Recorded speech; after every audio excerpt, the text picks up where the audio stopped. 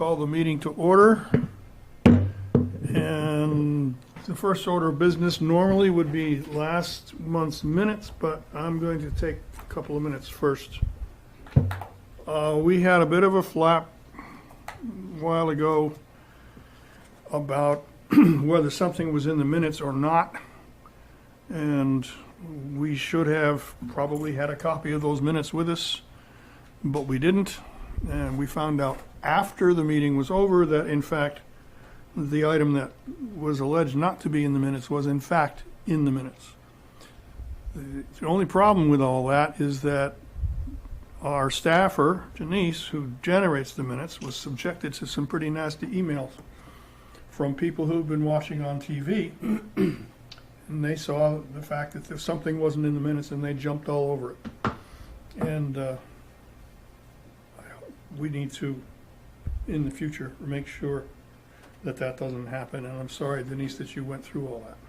Mr. Chair, that emanated from a statement that I made, and I misspoke. What I meant to say at the time, at that moment, was I couldn't find my own written notes. I was going to try not to call you out. So we rectified that as quick as we could. Yeah. And we moved on. I should note that Denise does a super job taking very complicated minutes month after month. And I'm sure that'll continue. All right, that item's done with. I would look for a quick review and an approval of the minutes from August 13th. Those I don't believe are in the packet. Yeah, they are. Those, I had just given them to Christine to review, so those will come to you the next meeting. I'm sorry. I just assumed they were in the packet. It's okay. Minutes will be postponed. Yes. And I will review those ASAP so that you can move forward with your work on that. Thank So. you. Yeah, I'll get it to you tomorrow, Denise. Thank you. Yeah. Real quick, Bob, thank you for that. I appreciate it. No problem. We have 4 hearings tonight. And I will reopen the first one. Yeah, where it should be. The first one on the list is for Aunt Maggie's Farm Medical Marijuana Caregivers. This is the second hearing on that. We had a preliminary last month. And so for starters, I would look for any input from the public. Does the applicant have anything further to add? Nothing different from the last time I made a statement last week. Okay. I would add, Mr. Chair, that we did receive a couple phone calls, one from Machias Savings Bank and one from Journeys, Life Journeys, 2 businesses on the opposite side of Bennett Drive. They called to inquire. They said they may be here, but I don't see them in the crowd. Okay. Neither stated whether they were for or against the application. Maybe they just wanted to know more. So Bob, they did add a drawing of their location. Yep. Yeah, so that was new. And I don't know how many parking spaces are allotted to that. I don't think That they're storefront? allotted to any particular business. Okay, so it's, yeah. I think there were 5 units. There's parking in front Yep. and opposite, and then there's a lot of parking at the back. In the rear. Great big lot in the Okay. rear. Will you have an entrance from the rear, or? We do, but that won't be for the public. Okay. So the main entry will be in the front, where people will be coming in and out with cars. Yeah. Yeah. Okay. Also in the packet, there's something I've not seen before. I'm not questioning it, but someone has been officially designated as a minister in the church, namely a medicine man. This is issued by, I presume, someone from, the Ministers' Council of the New Haven Native American Church. Who's Chandler Dixon? He's one of the partners in the Limited Liability Company. Okay. There are 3 partners involved. So, Mr. Chair, I don't know if that was intended to be part of the package or not. The actual hand-drawn map of the store was on the back of that document. Oh. Oh. Oh, I'm sorry. So when we copied it, we copied everything front to back. Copied every page. It is helpful, though. Yeah, well, now we know something we didn't know before. You never know what sneaks through. Yeah. Yeah, sorry.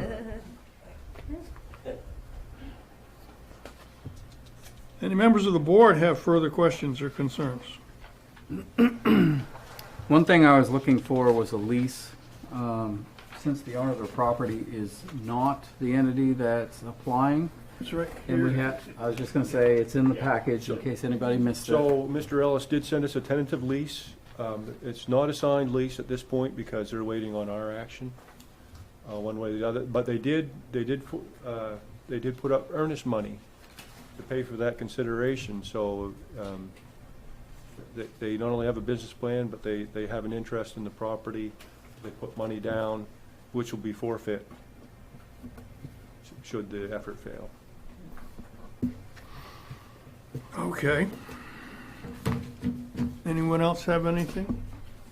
Did we get any communication from any abutters or? Only the phone calls that he I said, mentioned. earlier, Yeah. we did field a couple phone calls. Neither expressed an opinion either for or against, Okay, just informational. just, Both stated that they'd be here, but apparently something came up. okay. On the little sketch, it says "and bakery." Yes, well, you can take the marijuana product and you can make baked goods from that, which contains some of the product, and that's another way of presenting the product, selling the product, and some people prefer that to other ways you may take the product. You think like brownies and cookies and, But that's not gonna happen on site. no, they'll be baked elsewhere and just sold that side. Yeah, to the here as. There's no baking facility there. The That's just your bakery business component name, is yeah, you know. It's not a bakery, completely it's aligned baked with goods. the marijuana component. It's not going to be No, it's not baked. fresh It's baked bread there. No, no. As I mentioned before, it would be like a doctor's office where you can go into a waiting area. You have to have a medical marijuana card and a driver's license to prove you're over 21 before you can go into the second area where you can purchase the product. Just a controlled space in that sense. The baked goods will be separate from that. It's not a bakery. You can go buy bread or cookies. So what's the name that's going to be on the front of the business? Will be Aunt Maggie's Farm, and we intended to say medical marijuana and bakery because of our baked goods, but it's not intended to attract people in to buy baked goods solely for that purpose, other than as marijuana products. Have I misspoken, Ken? I said this was the secondary hearing. Is this, This is the Yeah, I was here last. hearing for yeah, our use. it's listed as preliminary in our agenda. Yes, Yeah, There's only one for use. Okay. For use, it typically Okay. takes the I one just- meeting. I did, as I a CEO misspoke then. review, offer it up on a site design review form so that we have something to look at for our review. Yep. Also, I'll apologize for the typo right on the first page. I misspelled medical. Oh, well. Is Aunt Maggie's Farm Medical Marijuana, is that a registered entity in Maine? It's a limited liability company in Maine, yes. Very good, okay. Yeah. Yes. So Aunt Maggie's is the applicant, Yes, right? yes. Very good. Well, we have an A through Z checklist, which we need to go through and decide as a board whether each item is applicable or not, and if it is applicable, does what's proposed meet our criteria or does it not? So, with that, item A is conformance with the comprehensive plan.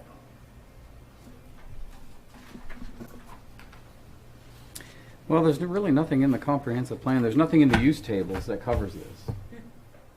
That's true. So, the closest thing that I saw was a hospital or a clinic. Well, I look at it a little bit differently. The comprehensive plan does talk about developing business. Mm-hmm. And I'm not quite so concerned about the type of business, which is legal, than I am about the fact that business is being developed. And so I would lean towards yes on A, but I will listen to the will of the board, I would say yes. I'm affirmative. right? I'm not going to put each item to a vote. I will look for consensus. Yeah. So we'll just speak up if it's a no. If it's a no, holler out, or if it's not applicable, holler out. All right. Traffic. It's an existing site with a fairly decent traffic flow plan. No problem there. Site access, my opinion, same thing. And anyone else?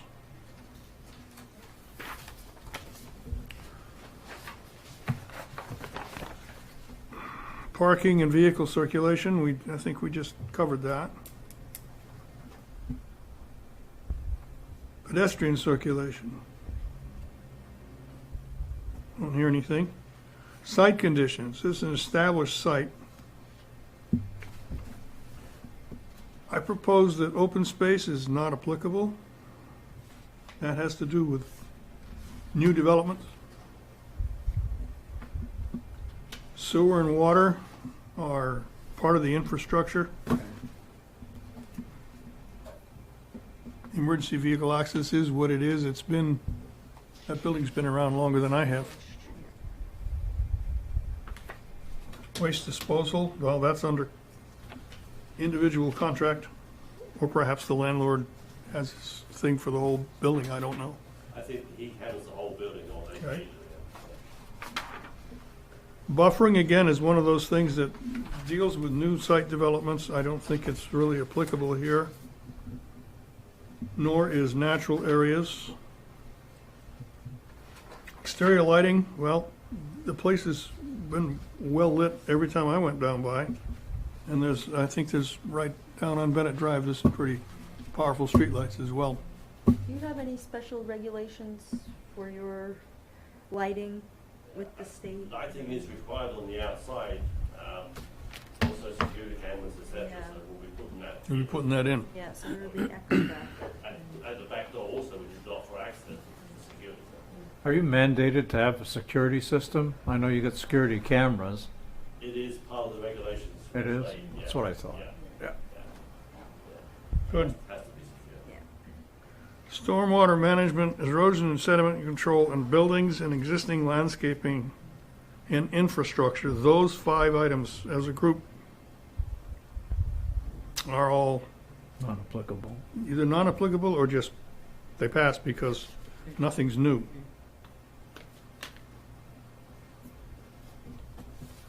Advertising features, signage in other words. You have any plans for signs or I'm going to trust that they There'll will be a comply? sign across the top of the windows and the door. I do have a sample of what we're looking at, very simply. Don't you have access to the marquee that sits a little off to the side? The post with the Right. marquee on it, which most of the panels are empty, but I was there just now, and a couple have something in there. We can use one of those because that will attract people from the road also, to be visible from the road. This is our proposal. The Green Cross is becoming a symbol for medical marijuana, and this is Aunt Maggie's Farm Medical Marijuana and Bakery.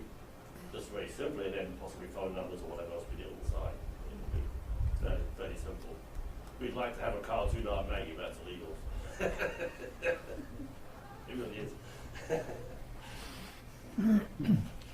Okay, any further comments on that from the board? No? Design relationship to site and surrounding properties. That's, again, it's an existing site.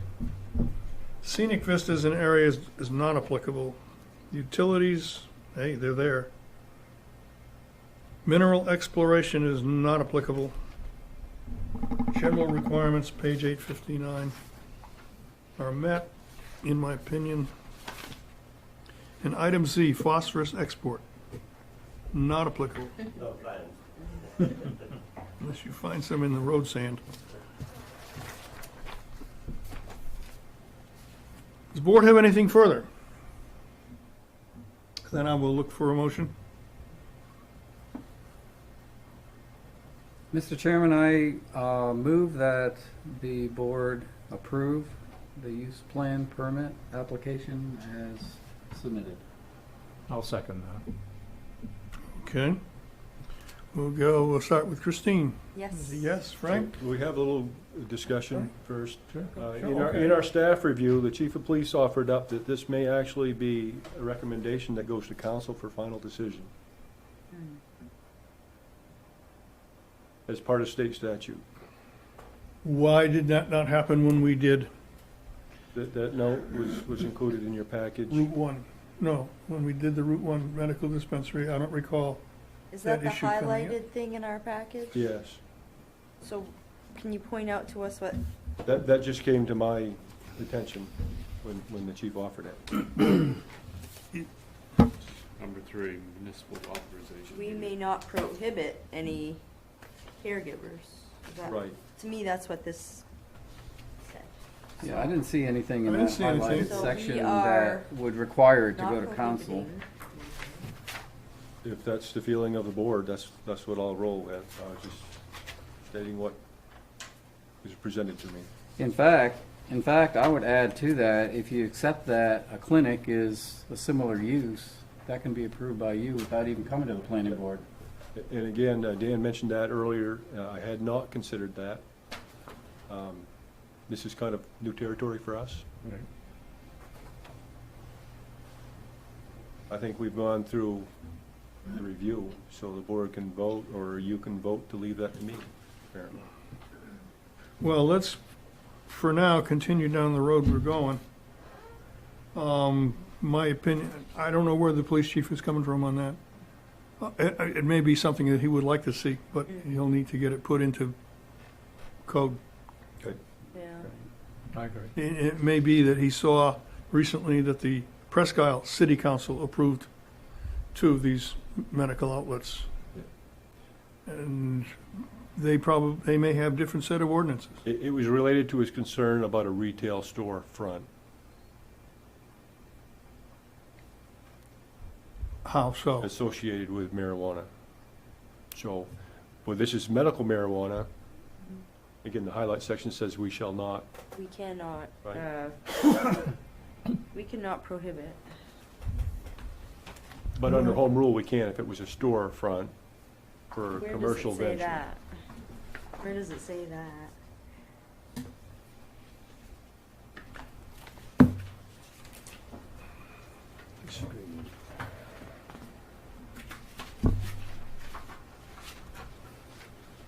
Unless they voted to adopt or amend an ordinance to approve a warrant article allowing caregiver retail. That would be under section 3.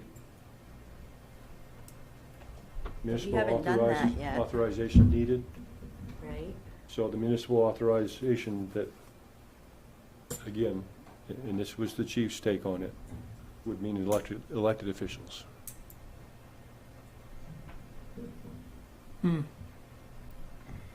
So unless a municipal legislative body is defined by section 30A, section 2001. So That's for retail, though. that would be for retail. And this isn't retail. When, and I've just read some analysis that says that those in the medical caregiving business probably aren't interested in going into retail. I read the same article. Yeah. So we may not authorize stores, dispensaries. I think if the issue comes back wanting to go to retail, then yes, we'll send that to city council It is section. easily. Well, right, we would have no basis to approve it or disapprove it right. because there's no ordinance. So we have to have an ordinance that allows retail marijuana stores, is that? So again, we're in this gray area. The city of Caribou has not opted into the state of Maine medical marijuana statute. It was an opt-in type situation. So we really have no tools for us to regulate this new industry. And we set that aside because we're talking about medical marijuana, which by state statute is allowed. So we're in this gray area. Well, State- I don't see it as a gray area. It's I don't. allowed by state statute. Our job is to review the site plan, Okay. I just and wanted to bring up that's what we're doing, the chief's concern. okay? I concur, Mr. Chair. Thank you. Will he be bringing it to the city council if this is approved? That's his Why can't- prerogative. I mean, after we approve this, I can't speak to. I can't say he will or he won't. would he be taking that to the city council? On what basis? I don't know. I think if he did, it would be in relation to opting into the whole state Right. regulation. Because Is it is possible that something- the city it is council something that we should- will come back on this? That, you know, It's gonna We be can't, hard. we can't predict that yeah. under the rules that exist today. Okay, Well, and our answer would be, we could have interpreted it even less stringently and had the CEO approve it outright. So we took the extra step of bringing it in front of the planning board. We've done our due diligence. I should so. think. So, motion made and seconded. Is it now time for a vote? Let's vote. You started with Christine. Christine Yes. is a yes. Frank? Yes. Yes. Yes? And myself is a yes. I would ask that all 5 of us Sign sign off. this particular form, which will then be part of the record.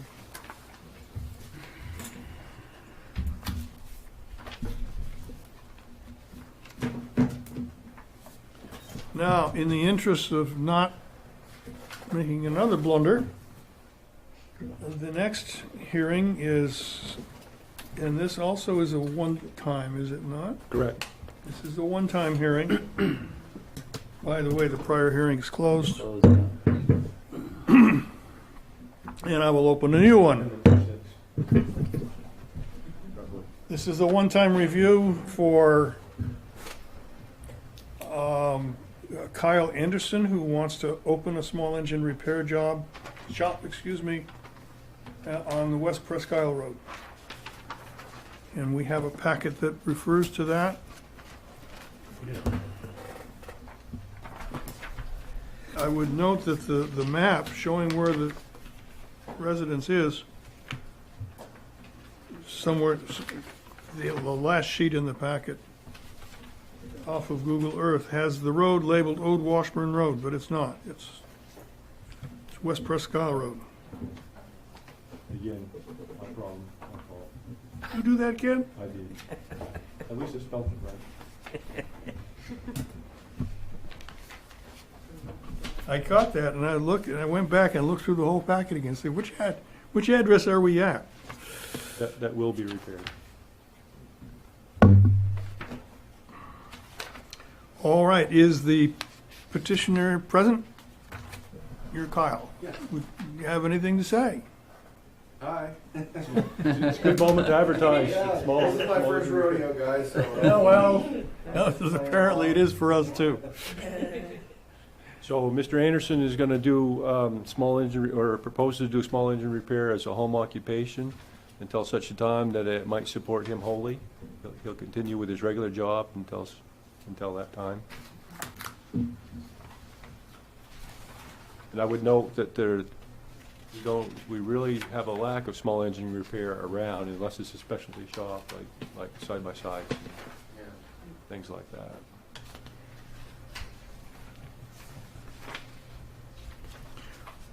Well, nothing further from the applicant. Board members? I only had one question that I could think of, and that is, do you have a plan for hazardous material disposal? Are you gonna be Basically, storing it on site and then running it to dispose of it, or are you gonna have drains installed, or what? What we've got is a few 55-gallon barrels. And what happens is, where I work, Bolliers and even Mark Corvo down the road, they burn this oil in their waste oil furnaces. So what I do is it's pretty much what I work with is oil and gasoline, Sure. some cleaners, you know what I mean, car cleaner here and there, some aerosols that are all condensed into this one pile. And that can be mixed and burned into these waste oil furnaces. Okay, good. So that's how I get rid of those contaminants. And the only other question I had was, do you expect to have vehicles or appliances parked out front? Or are you going to store all of your small engine appliances inside? Most of the small, like ATVs and Right. chainsaws, weed whackers, mowers will be kept indoors. Okay, good. Just for out of weather purposes and just, out of sight, out of mind for onlookers or people driving by, I mean, Keep I it work neat looking. full-time, Yeah, but other than my personal vehicles and stuff like that, no, all the customers will be inside. okay, good. Thank you. That was a good question. Did we, Yeah. did we pass that signature sheet Denise back? has it. Denise already has Oh, it? yeah. Good. Oh, Are you,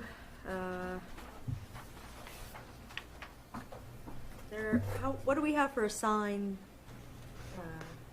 So for a home, For a home I occupation, forgot, yeah. you can have a sign that's 2 feet by 2 feet, either Okay, freestanding planning or on- on the building. Something like that, Is a that the sign. limit for signage? Yes. Yeah, for a home occupation. Oh, okay. It is. Yeah, We didn't talk about that, so I didn't indicate it on the map. But you could put something out near the mouth of your driveway, or you put something on your building. Yeah. Yeah, well, basically it's word of mouth, and I've been getting phone calls, messages, can you do this, can you do this as well? I'd love to, but, just give me a little bit, so we're basically in testing waters phase still, but once it's, rocking and rolling, I'll have no life, but, think of all the money you'll be making now. there are a lot Yeah. of side-by-sides out there. Yeah. I know, I've got a couple Yeah. jobs for you right now, so I will, let's get this thing approved, Bob. I will note that they have formed an LLC, and there's a certificate to that effect here. Excellent. Okay. Oh, I didn't see that. It's in today's Oh, okay. stuff. Three-car garage, LLC, that's cute.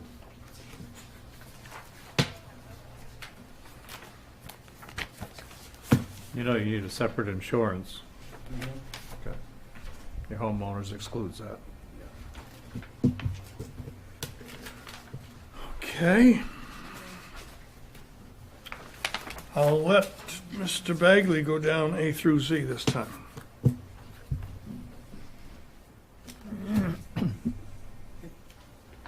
One thing before we go, what about a fire inspection, fire chief inspection? Do you think that would be anything It's not required. necessary? Okay, It's- yeah. There are fire hydrants or fire extinguishers in the garage and access to a hose on site. If the buildings would be That's not- attached to the residence, there would have to be a fire-resistant wall, Right. but they're separate. Here it's separate, it's all good. Okay.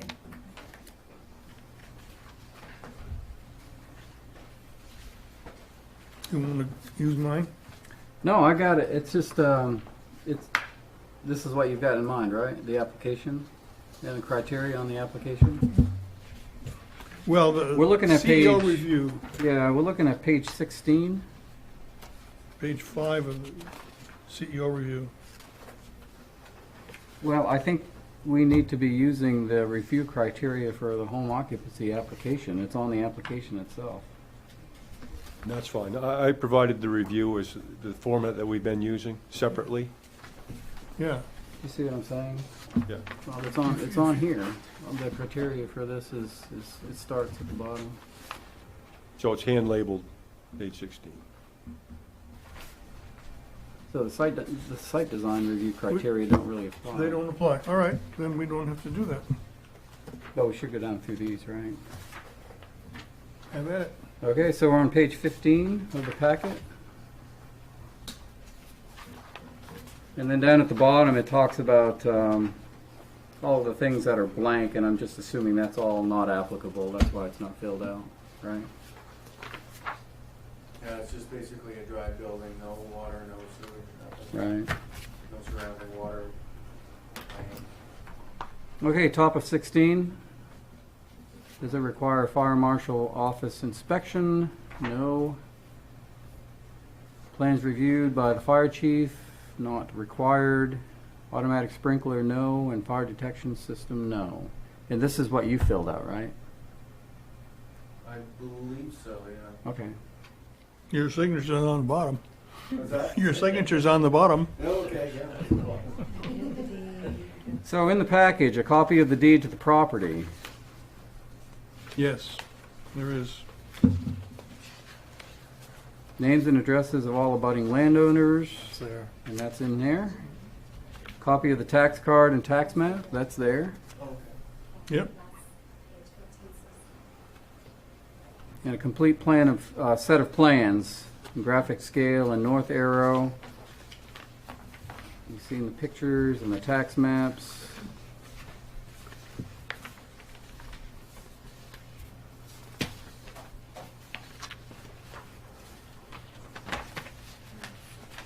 And the picture that's provided is pretty clear, what's going on there.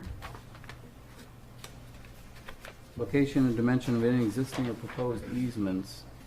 Now, what's not clear on here is property lines and all of that. We can surmise that a little bit from the tax map. They are there, they're just faded into the dark. Are they? Oh, I see them now. You're right, they're in red. Thank you.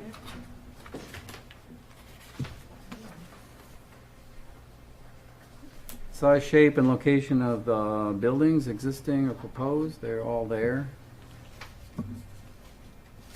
Access for emergency vehicles, I suppose, will be right through the main driveway.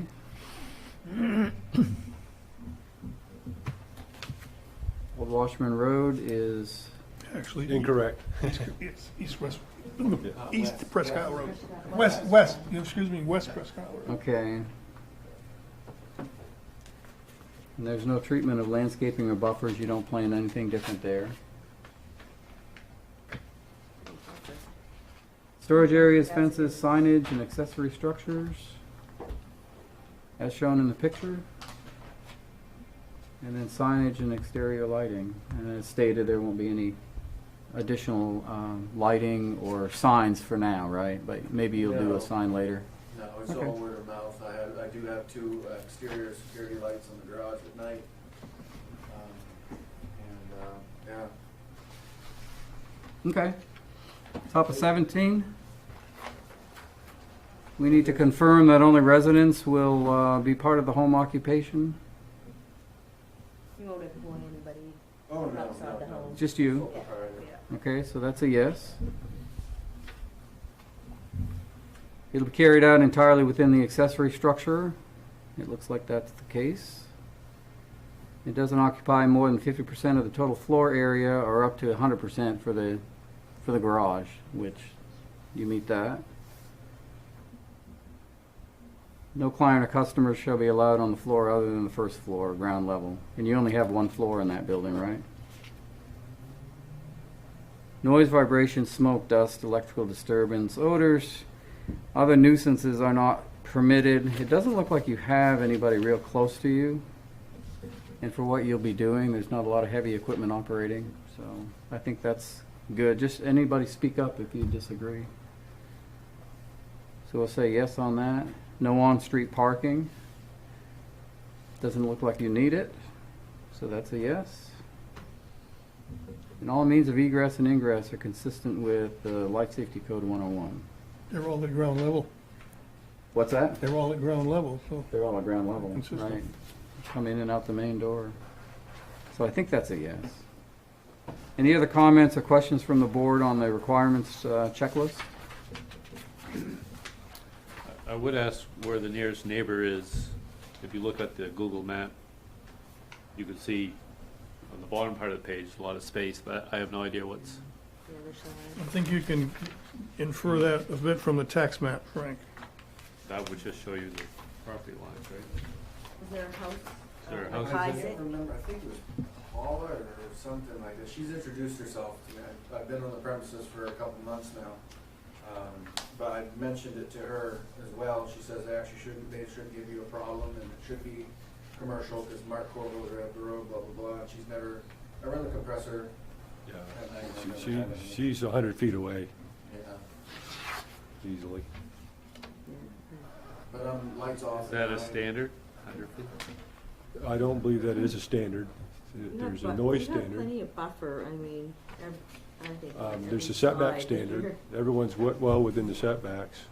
There's trees too. There's trees on that top side. Those are pretty big, huh? Yeah, there's a small rock wall and some tree line Okay. there. Can you see your neighbor's house?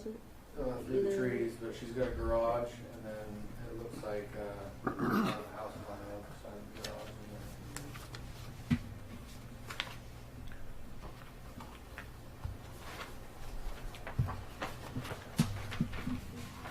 and Any other questions or comments?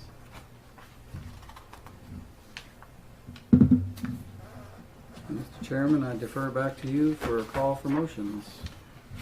I will entertain a motion.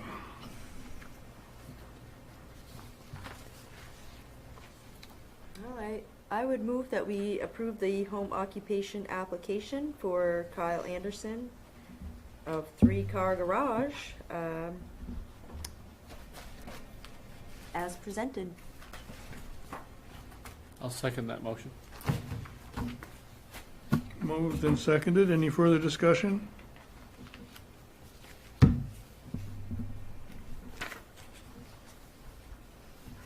All right then, I'll call a vote. Yes? Yes, Yes. right? Okay. Myself, yes. Okay, You did a good job on the application. excellent, excellent job. Makes it a lot easier for us Well, that was whenever good. it's complete. That's milk. That's a mill. Is there a lot of thought process in There's a coming up service with the a city name? does. What's that? A lot of thought process coming up with a name? I have a sense of humor, and I'm standing at the end of the driveway, and I'm looking at this 3-car garage, and I'm like, well, it is what it is. so. I think that's great. That's awesome. I mean, there's a burger joint out there somewhere called Two Guys, right? It's Five Guys. Five Guys. Five Guys, excuse me. Well, They downsized. So we're all set? COVID. COVID, $90. Okay, I got a check you guys wrote me. You want it back? I didn't get this. So It came tonight. Yeah, Okay. it's not in mine. Tomorrow? or- That's all right, it doesn't matter. It's as long as it's in the Yeah, official I'll- package I'll somewhere. probably call you tomorrow first thing. What are they You calling take care of themselves? it. Three-car garage, There you go. LLC. I love it. Thank you. Good luck with your new venture.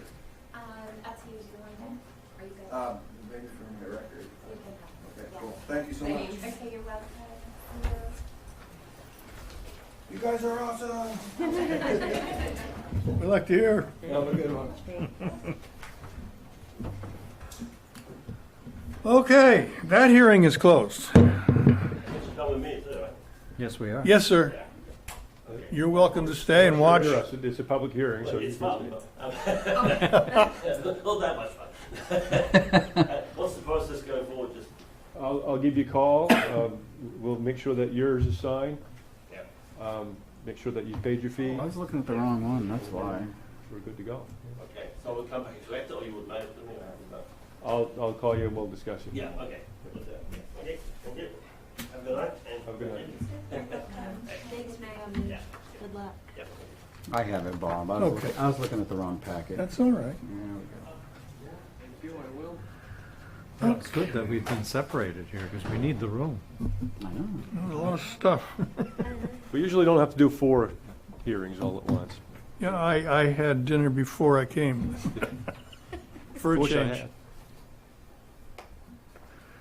Okay, we will now, unless someone wants to take a break for any reason, reopen the hearing on Aroostook Renewables LLC at 6:08. Good evening. How are you doing? Hi. Does anyone on the board need a refresher of what's going on here? We're good. I would add, Mr. Chair, that since our last meeting, Mr. Rio had reached out to our Public Works Director. They discussed the curb cut, subsequent drainage, and that drawing was included in your package. The one that I picked up or this? The one with your package, yes. Would that be off the Dow siding road? Correct. Is that? Yeah, it would be the access road just off of Dow Siding, yeah. I went up and down that highway a couple times trying to figure out if I could see through the trees to a clear-cut area, and you can't. So my hunch is you won't be seeing any solar array from that highway either. Well, I mean, I think you will see portions of it. So when the site is fully developed, there'll be far less trees, and there'll be a fence. There's a nice buffer area, actually. Mhm. There's actually a buffer, and there's the right-of-way for the septic For the sewage force main. force main, correct. I was just commenting. I have no issues with the way the thing is cited. So here. And Dave Willett approved that. He did. I didn't put it in the town or the city right away on Dow Siding. Yeah. So realistically, I put that culvert in there, but he said, and he's right, that I didn't really need to put one. I did it because, there is flow there, but being that it's a private way, and it wasn't going to be in the town's right of way, then he didn't see any issues either way. But I put one in just to make it easy. Whatever you end up doing is fine with them. Absolutely, yeah. Yeah.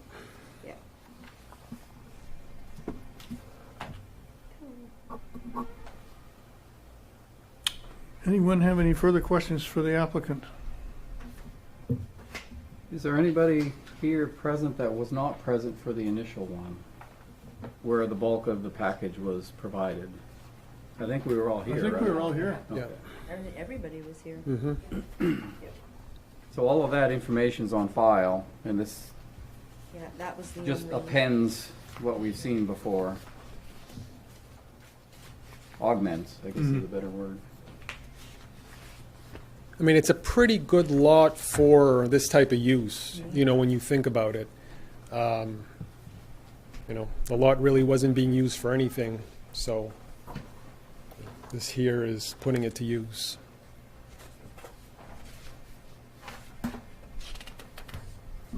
Now, we were presented with a document tonight. Yeah, that's for information that came across the manager's desk. He thought it was timely information. So as we go forward, we fully expect this industry will grow somewhat when the distributors of this power figure out how they're gonna handle the load. Yeah, yeah. So when the capacities are raised, I suspect we'll see more solar arrays. I think there'll be more solar, but a lot of it is dependent on not necessarily the offtake, which is the subscribers that utilize it, but it's the capacity in the subsystems. The transmission capacity. Transmission. Yes. Right. So a lot of these projects, and there's being a huge uptick in developers heading north because the Central Maine Power District and the Emera Bangor Hydro District are starting to be tapped out. So subs are just going to full capacity. So what you're seeing is a lot of developers pushing north, but there's already guys on the ground up north here. So, that's just the nature of the business. But you are seeing developers push further north. Well, they have to find land that's developable and is near enough to a three-phase system to tap in, And then, and then meet the public utility requirement for load. yeah, and they can't be too far from the subs because then there's just too much line loss. So it's, there's a lot to it. You foresee the future sort of moving toward a congested area where they can dump a lot of the power right into, 100, 200 households to utilize a lot of that to minimize the pressure on the sub. Yep. So a lot of that is worked out in Augusta. One of the issues that developers were petitioning for last year is the number of meters you can have on a system or on a farm. So down in, like I said, the CMP district and Emera or NMAX, Bangor Hydro, there's unlimited meters that can go on these facilities. But Maine Public District, they pushed back on the PUC because they didn't want, they were saying that they were going to be overloaded with billing. So each facility can have something called only 10 meters is the cap. So really it's 9 meters plus the generator. So until that cap is lifted, there's only so much that a developer can do. So when the cap is lifted, then it can go to more residential type use, but you got to have bigger off takers because you can only fit 9 meters on it. And that's just an artificial limit. Well, that's the limit. Billing? Come on. Well, they were saying that they couldn't handle the billing. That's, And the PUC, that's lame. well, That is. it worked. It worked because that's the cap. It's about limiting the market or limiting their, preserving their market. You know, there was all kinds of pushback in Augusta, and I mean, I'm seeing, I'm hopeful that the cap will be lifted, but until it is, then your hands are kind of tied. So what you got to do is you got to go to the bigger off takers to consume the power. Yeah, It's called C&I, commercial and industrial. interesting. So that's what developers are, and there's tariff rates, and that's what developers are really focusing on. Okay, Interesting. Yeah, Thank you for that insight. Yeah, you're welcome. So you're, where are the lines gonna go from yours? To the West Caribou sub, but it's going to go into three-phase, which is over, there's a guy with a firewood processing business. Across the street. Yeah, but this is NMAX, this is Emir's line, so all I have to worry about is my coupling point at the end of my right-of-way onto Dow siding, and then from there, they take it from there. Take it, yeah. Will they be installing new lines, additional? They could do an overhead rebuild. It all depends. They present me with cost estimates, and that's what the system impact study's for, which I'm doing right now. So that's a $47,000 study, just to show what the upgrades are going to be to tap into the three-phase and to make sure that the sub can take it. So that's in a separate study that I'm working on right now. And do you bear the cost of those upgrades? Mm-hmm. Yep. Can you control your output to some degree? Yes and no. I mean, what it's rated for is 4.95 AC, and then that translates into a little bit over 6 DC. So it's whatever, it's whatever the output is.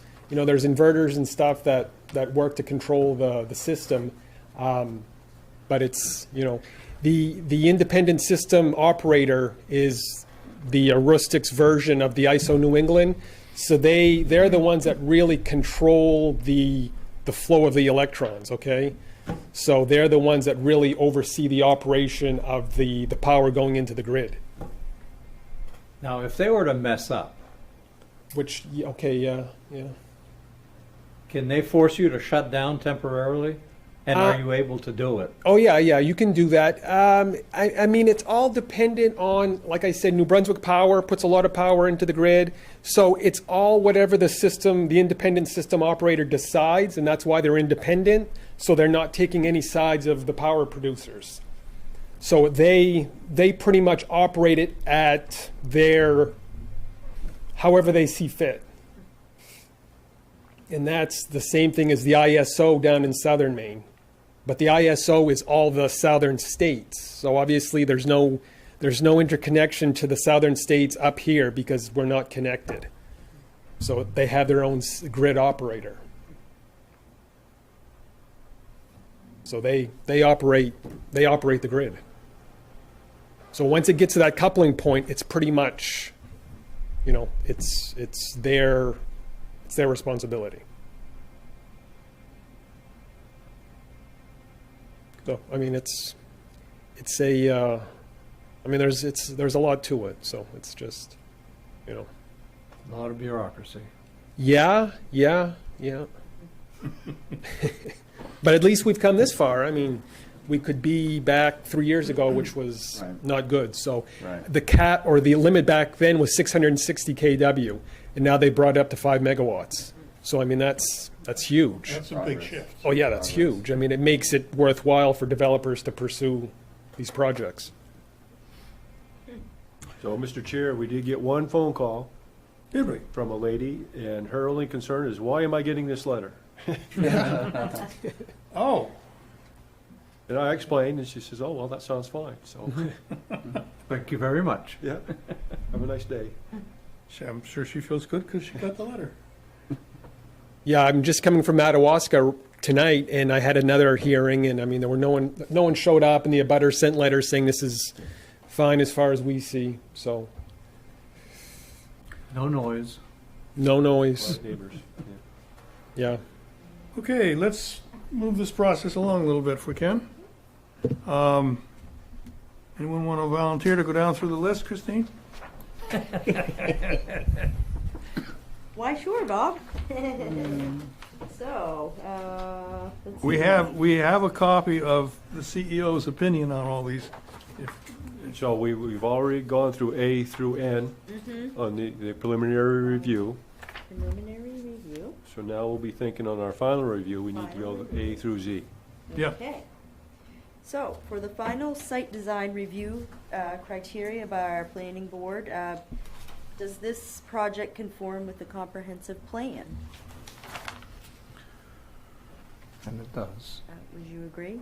I agree. I agree. Okay. Any traffic concerns? Not Flow applicable. of traffic? Okay, not applicable. Right. Site access. Well, it's only going to be accessible to people who have business being there. It's not accessible to the Yep, public. He's done a nice engineered drawing of what the site access looks like and gone over and above really what he has to do there, I think. So yes. Yes. Parking and vehicle circulation. Not applicable, huh? It's either yes or not applicable. I don't care which we pick. I think there's ample parking for the For workers. For for the service workers truck. that need to be there, for the people that need to be there. Say yes. Yeah. Okay. Yeah. Pedestrian circulation, no. That's not applicable. applicable, yeah. Site conditions, Yes. yes. Open space, Yes. yeah. Not applicable. Or, There's nothing being done to enhance open space. True, too. You're right. not applicable. Sanitary sewage, not applicable. There's no, water, you have no water going to that, so not applicable. Emergency vehicle access, It's in the yes, design. yeah. Waste disposal, not NA. applicable. Buffering, yay, I would say yes, it's good. Natural areas. That's where you'd get into the visual comments. I believe so. Or, well, natural areas. The buffering. Buffering, yep. Visual buffering, Yep. I think. Do you have something there? No, I don't have, just question or comment was made early on. I was commenting about, Well, even. it's hard to see. Last time, Yeah. there was a comment about it. My own personal opinion is I think these arrays look fabulous anyways. They're- Right. Yeah, it's kind of an attraction. So, anything further with that, with the buffering? Okay, so that would be a yes. Natural areas. Not applicable in my opinion. You have DEP study there. that Well, it's you been presented DEP with us. permitted. Yeah, Yeah. so I think that goes a long way with our natural area. So yes, exterior lighting, Shouldn't be any. is there any on, No. no, yeah. We'll just put, non-applicable or? Yeah. Or, Well, it's been recommended not applicable. You can pick whatever you like. okay. Just tell me what you're picking. Right, let's go yes. Stormwater management, That was discussed. That's a yes, I would say, huh? Mhm. yeah, so yes. Yeah. Erosion and sedimentation control, yes. Buildings, Not gonna be any. any building with that? Not No. applicable. So not applicable. Existing landscaping, Again, that would more apply to a, if you were developing a residential development or so or Doesn't a apply. larger Oh, NA. business. That's I an think NA. it's an NA. Infrastructure, yes. Yeah, Advertising features, Doesn't apply. NA. Design relationship to site, Yes. yes. Surrounding properties, yes. yes. That's actually one. I know, that's Yeah, actually all one, yeah. That's actually one thing, yeah. Scenic vistas and areas. We've already kind of discussed what the visual's gonna be, and I think that would be a yes. If anybody has any comment. on I'm that. good with it. That's fine. Okay, yep, yes, then. Utilities, that would be probably a yes. Mineral exploration, NA. General requirements, Meets all the is criteria. everything, so yes.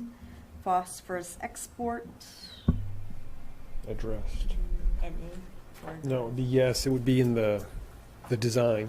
Right, right, so we'll put yes for that. So,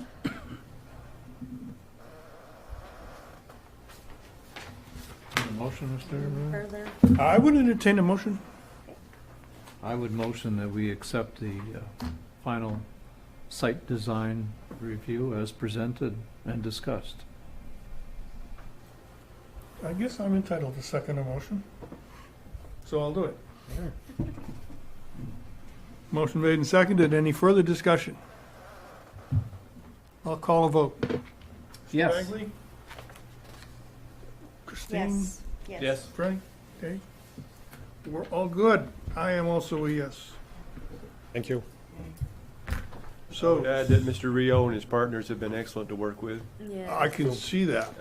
Thank you for being here. Absolutely, yeah. Hearings and Yeah. everything too, that Yeah, yeah. goes a long way. Not a problem. Like the For you to be drive. here, yeah. Come back anytime. Thank you. With another project. Yeah, I'll try to. Yeah. Do you have roots from the Rio Farm in Poche-Dour in Yeah, Fort Kent? that's my grandfather. And who's your mother? Catherine Ryu. So my father's Mark Ryu. So it's his brother's sons now that farm at Corey. But Paul and Mill was my grandfather. Okay. Yeah, yeah. So my father's in Fort Kent, my mother's in St. Francis. Or opposite. We're good? We're good. Okay. All right, thank you very Good much. luck. Thank you. Yeah, Thank you. Yeah, Go. see ya. Thanks again. Thank you. There. Moving right along. Mr. Chair, we should close that public hearing. Oh, you're right. I'm sorry, that hearing is closed at 6:27. And what should be the final hearing of the night is opened at 6:28. And the subject at hand is, Come on in. subject at hand is Daughters International, proposed by Mr. Bruce Tingley for a storage facility, commercial storage facility on Washburn Street.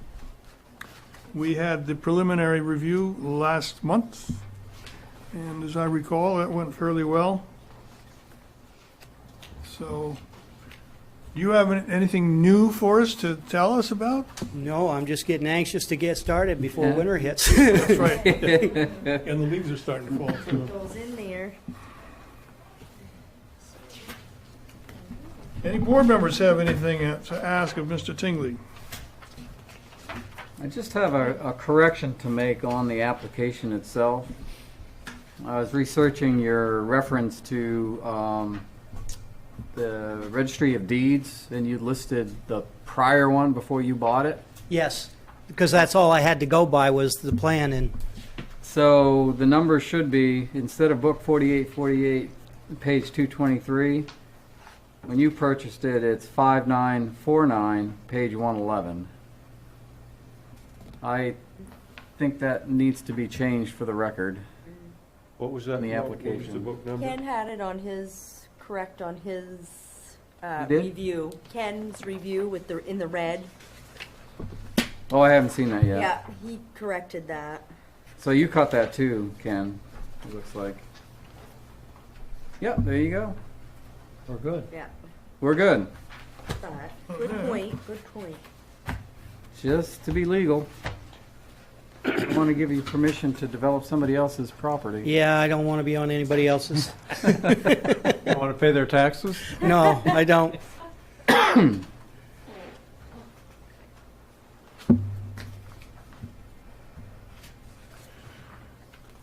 We had discussed at the prior meeting about the commercial curb cut by the state, and that's been achieved. Yep.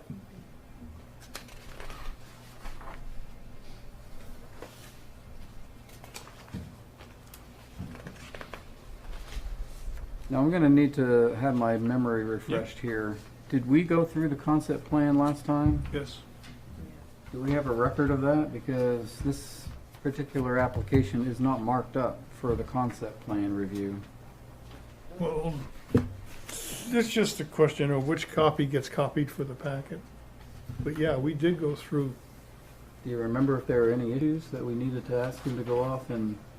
The, on remember. your CEO review, our findings from the last meeting are in black. They are there? Okay. That'll be helpful. Yeah. Oh, good. I'm glad you did that. Okay, I'm good.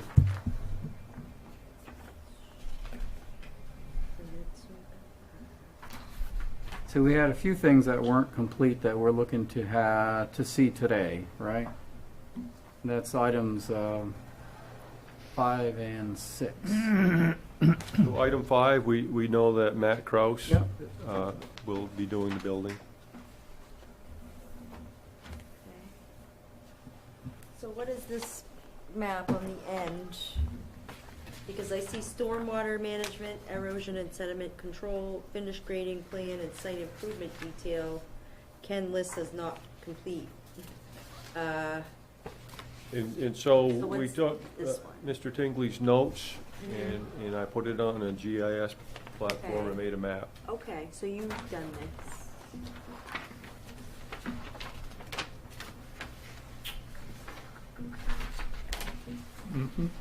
So, so we're addressing item 6 now, right? Right. Yeah. Are those still all not complete? So the stormwater management, I would say complete. Erosion and sediment control. And where is see that? on the map. Oh, okay. Indicated as silt fence. Finished grading plan. There's really, I mean, there's not gonna be a lot of excavation there. He's gonna apply a pad. So the contours are pretty much, They're not gonna Natural. change. Yeah.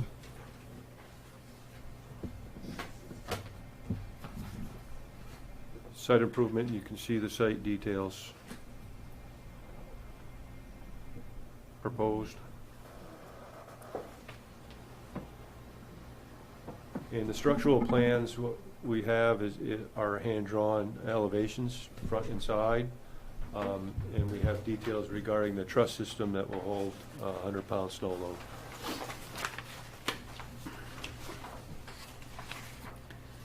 So there will be no sewer or water hookup. This is a cold storage situation. So really a warehouse with multiple doors. That's about it. Can't keep it any more simpler than that. It's real simple.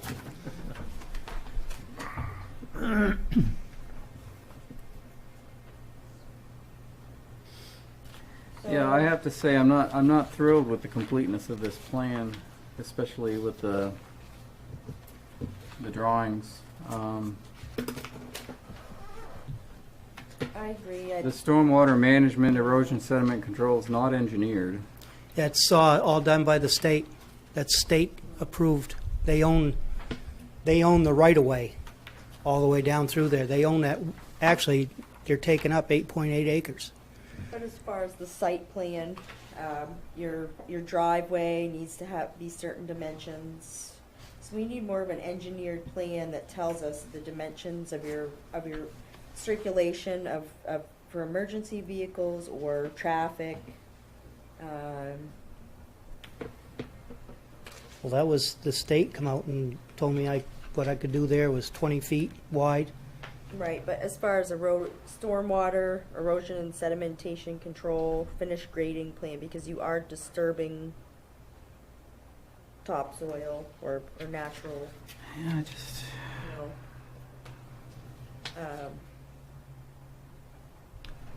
What did you say about the state did your erosion That's for the control? Or that's driveway. So. Yeah, so they- the- It's the whole bottom half of the property. The Yeah. state has a right-of-way for a water, It's a big Thing there. drainage ditch there. isn't it? right, Yeah, right.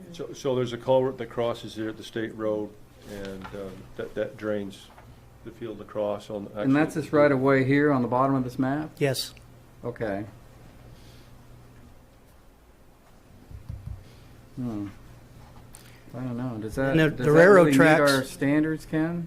Or are we looking for something more Actually, at the building lot We have- itself? Because that's way, way down at the bottom of Yeah. the lot. It needs a surveyed, you know, we would give a Map. building permit for what's been submitted. Yeah? what? We would give a building permit for what's been submitted. You'd give a building permit for this? Yeah, I'm not particularly worried about stormwater control and erosion because that's almost completely flat land. The contours from Washburn Road down to the state right-of-way are no more than 40 feet. Over whatever that distance is, which is a lot. And I'm not looking to ask the gentleman to put in hay bales and all that stuff. No, but we need to No, know the me either. dimensions of this, what he's doing here, of the driveway, of Well, they're on one circulation of pattern. those. So if you look at the hand-drawn notes on the survey,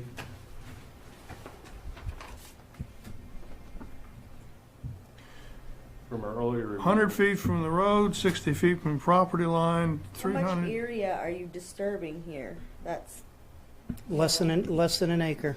120, I'm no, doing the building, the first 1,200 square building feet. is 20 or 16 by 36.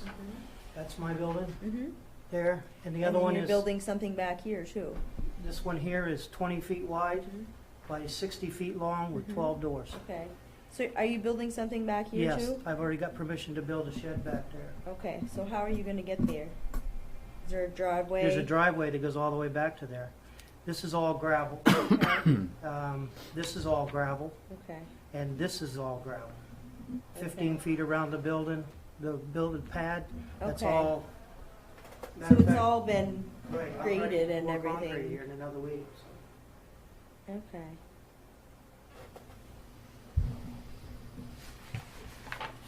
Man, So you're not changing anything to divert, No, I'm water not- away from your I'm building? not changing or- a thing. I'm not, it's gonna be flat, I'm adding to it. And the Yeah. ground is all flat right there, so. Okay, but you are gonna have a little bit of an incline, as Christine mentions, to divert water away from the Exactly. building. Well, it's a natural right now. I mean, that was an old potato field and everything is kind of, they had it all. right. Yeah, you're on the high spot on the lot Yes, I am, where your pad is proposed. right on the top.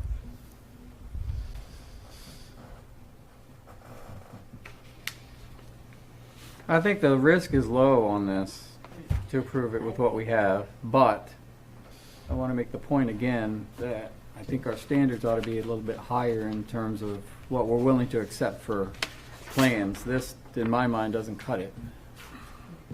That's my opinion for the board to consider. Yeah. For future Yeah. or applicable to this one? Like I said, I think the risk is low on this particular one to hold him up for it, but Yeah. these If it things were any these bigger, if drawings you were have to be doing more bigger. buildings, I think that you're covering a larger area and probably disturbing more area there. That's a good point. So is that something, you kind of said that's In the a future, probably in a possibility. couple years, I'd like So- to put a house there Yeah, and then another 2 buildings. yeah, so, And then down in the woods, I'd like to put some camps down there. mhm. So money's money. Collect it any way you can get it. Right, that's right. Yeah. But, I mean, so you have a gravel driveway and it's all kind of cleared now, there's gonna be Yep. no excavation and, Nope, or anything like Nope. that? You're not bringing in any material, any fill? I bring in gravel. You did? Yep. Okay. No utilities, so there's no ditch But, digging. Nope. yeah. So you have an active private well? Are you using it for anything? It's been dug, but nobody's using it. It's just sitting there, no pump is Yeah, installed or no, anything? no pump, yeah. No. And for now, you wouldn't be using it for anything? No. Okay.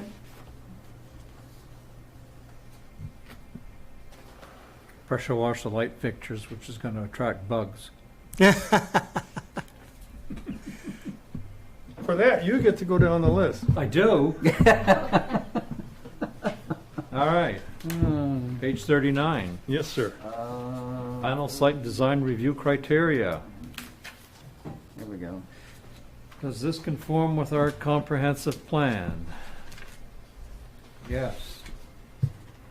If I go through it and I'm gonna be looking for comments, fair enough? Yep. Or Traffic really doesn't apply, you're only gonna have, well, you I'm have gonna, renters or uh, people who are renting storages would be the traffic. Yeah, that's it. so, Pretty low, there's, low. Yeah. that's been addressed and there should be no problem with that, so I'll He's give got that a curb, a he's yes. got a curb cut that would Slow. meet that need. Site access, I'm okay with that. Yeah. Yep. You all are. Parking and vehicle circulation, yes. I would just wanna know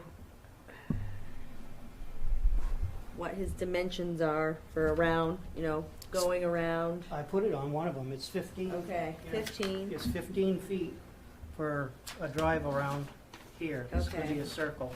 Okay, This is 20 feet, and this goes back 140 feet. okay. So this is 20 feet wide? Yeah. Okay. So that's not really to scale, this, No. that's why I wanted to see something more engineered, is because it's not an accurate representation of what that driveway and the circulation for vehicles is going to be like. So, I would ask The for only a thing that's better, not to I scale would is the ask for a drawing. more to scale drawing. In the To be a future? Contingency, to be a contingency of approval of this. Anybody's got a CAD program? No. I did this by myself, just trying to get my own stuff going. So Probably Kenny can assist you at finding some. Actually, I did. The driveways was put in at 30 feet because I didn't know it was 20 feet by state. yeah, The drive around the building is 15 feet, should be to scale. The building should be to scale. But I mean, I just believe, and Dan brought it up, as part of developing one of these things is to get a scale drawing, and survey, and, to me, that's part of your development cost. That's part of the cost of entering to that business, is having a to scale drawing and surveyed, that accurately represents what that is, with the dimensions properly represented.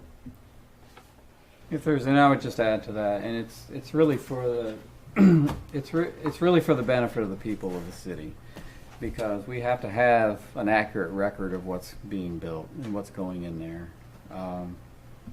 If you have inaccuracies, if you've got ambiguities in your drawings, and then somebody comes to you and says, well, you can't do this, you shouldn't be doing this. And you say, well, my permit was approved, but it was approved on an ambiguous drawing or something that wasn't really accurate, It just opens up a whole can of worms. I'm so. looking at this one here. I would be satisfied if dimensions were added, rather than worrying about if it's exactly to scale.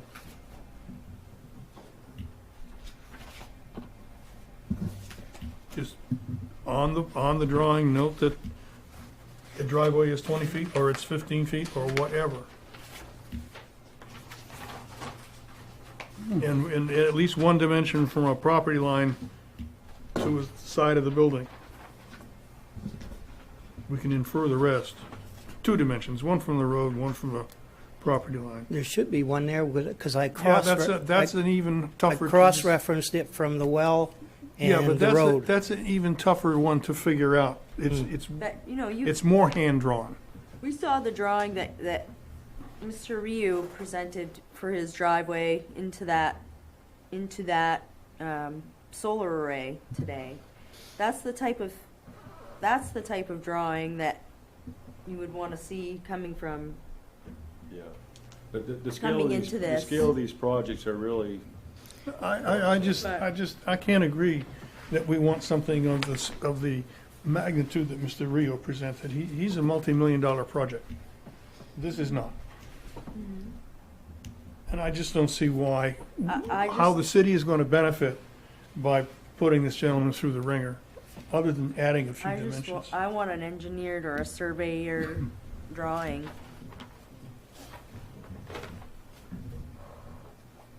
To what end? To see the dimensions of his driveway and the building. You're not satisfied if he just puts in notes as to No, what the dimensions No, are? because I want stormwater management and erosion sedimentation. Well, you'll have to make your own motion on that. That's what I would like to see as a contingency.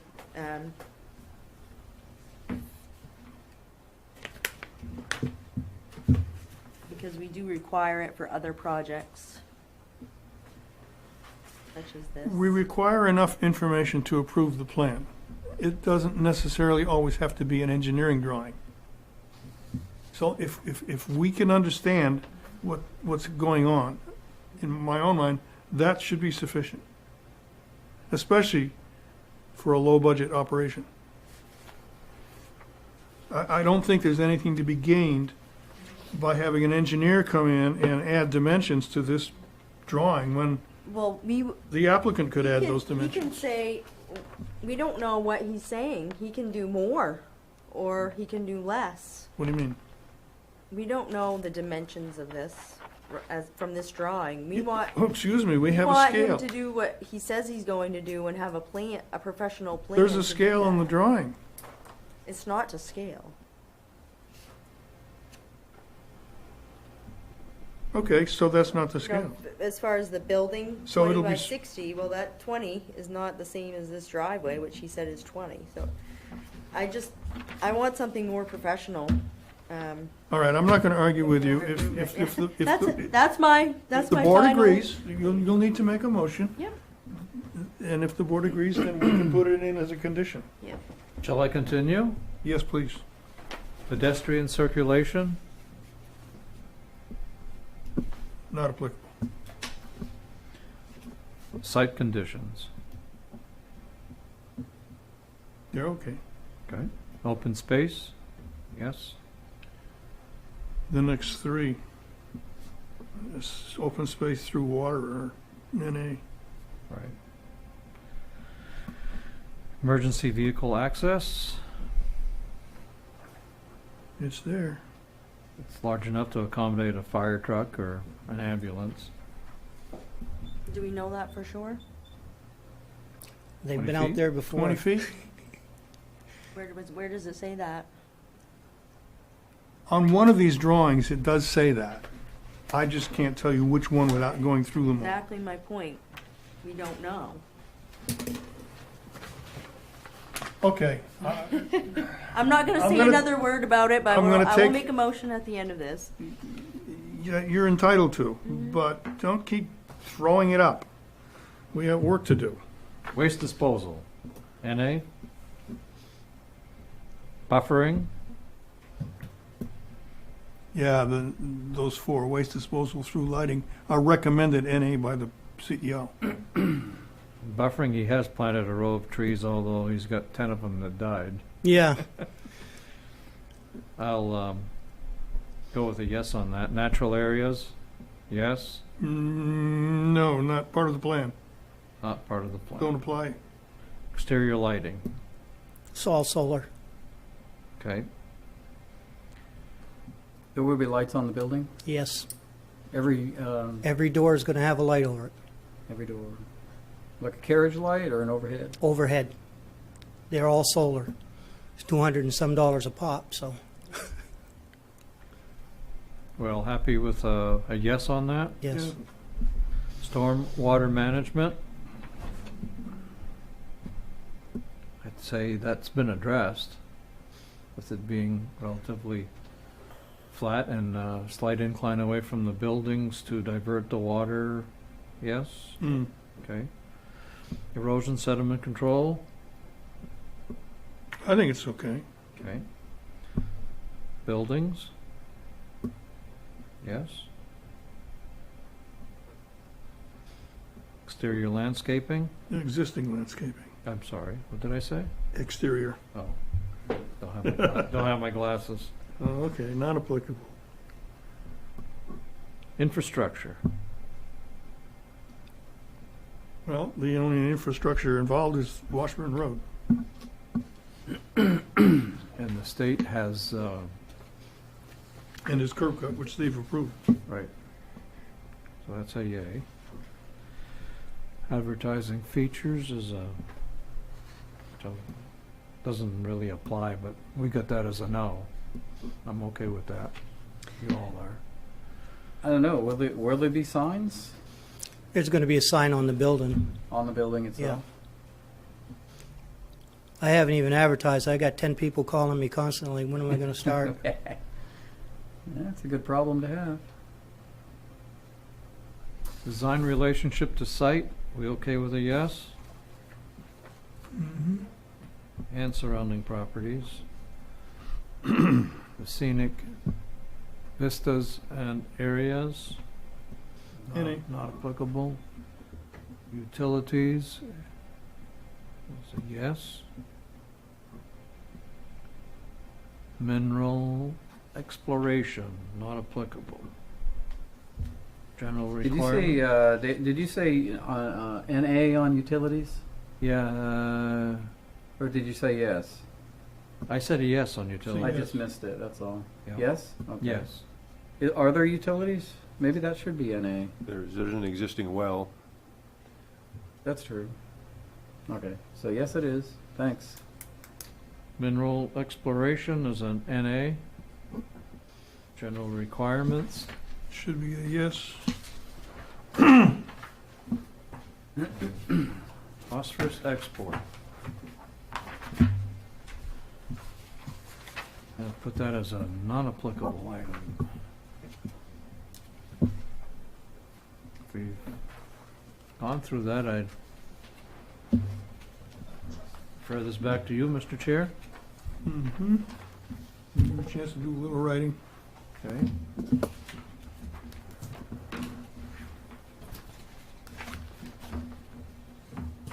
So one thing that I just learned going through this is that there is going to be exterior lighting.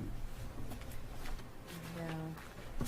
Was that anywhere in the plan or descriptions earlier? No. No. It would have been good to have that noted in the plan. Okay.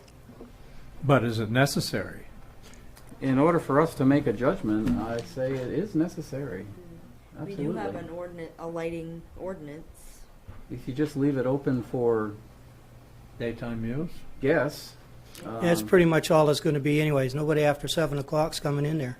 Do you have any specs on those lights? What's Any that? specs on those lights, like The size of them?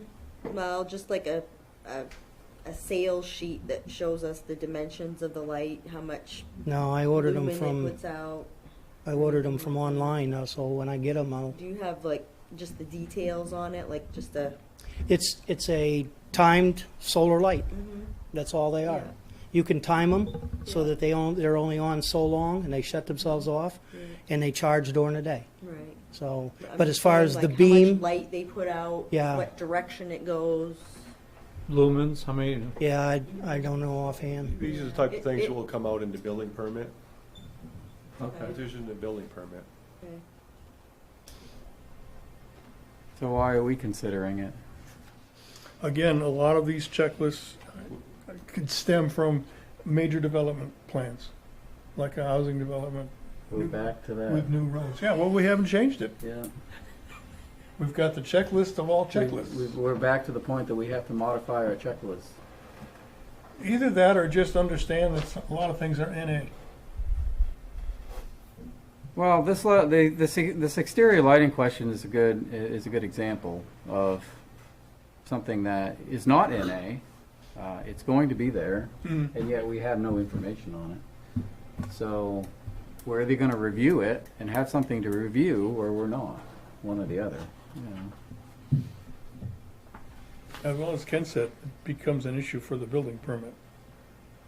I don't see how it's a make or break deal for a site development plan.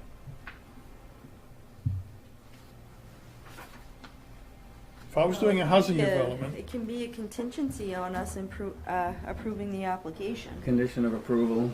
that when we get it, that it could be approved.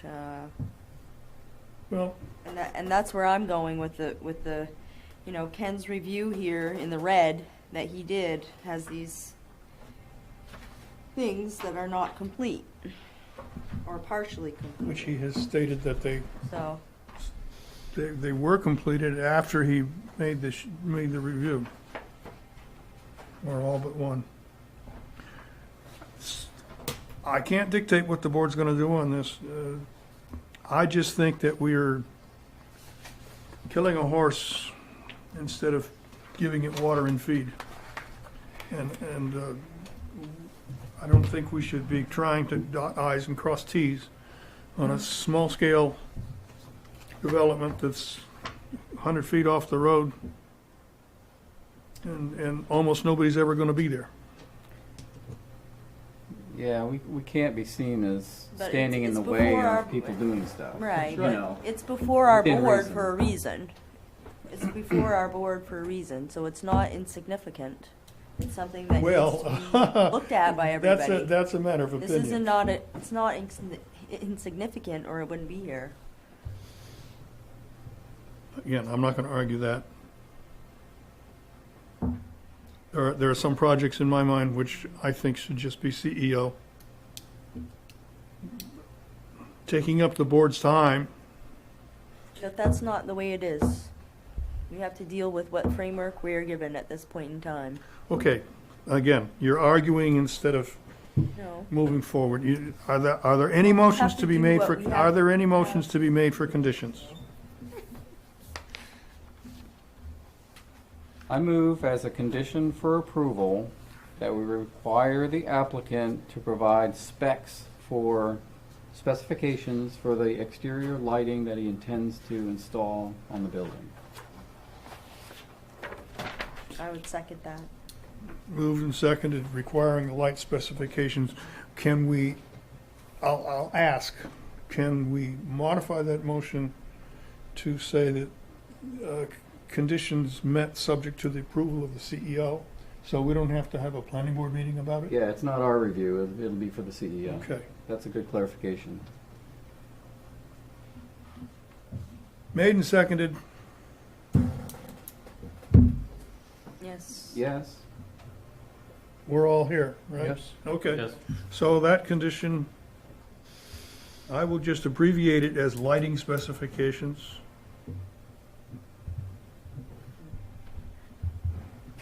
Subject to review.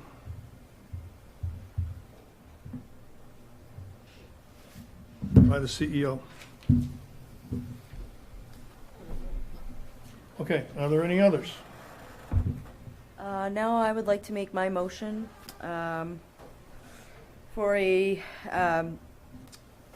for Mr. Tingley to present a more formal stormwater management, erosion sedimentation control, finished grading plan, site improvement detail, and, you know, vehicle circulation and driveway dimensions. You gonna write all these down for me? Yeah, it's just right there in number 6.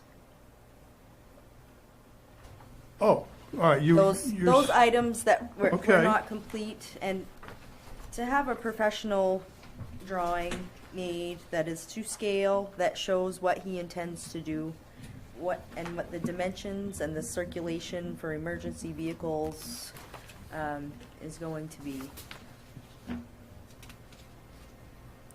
Okay, so That can we, that he has his plan and he is held to that plan for that driveway and for that area. well, I can't put all of that in the motion, so, Okay. There is no finished landscaping because I'm just laying everything in the spots that it's in. So there's no land work to be done as far as bulldozing or anything like that. The only thing they're gonna do is, the Amish are coming in and putting over the pads, they're building buildings. But as far as that driveway and the dimensions of your surface there, and The where the water's gonna driveways, flow around that. the water flows the way the state had the land. I haven't touched it. The state has the priority of doing anything they want with that water drainage. I don't. It's all in the deed, it's all in the, That's down on the right of way, that's not on your building site, so we're concerned more about the building site, what you're disturbing. I'm not disturbing anything. I'm coming in there we've got the gravel pads down. I haven't disturbed anything yet. Maybe next year, but not this year. Did you put your gravel pads right over the existing loom or? No, pavement? I took the loom off. You did take We the went down 12 inches and the rest is gravel. So, so where'd the loom go? the loom's in a pile right there. Actually, I got it sold. Big surprise. Well, it's going All for flower beds.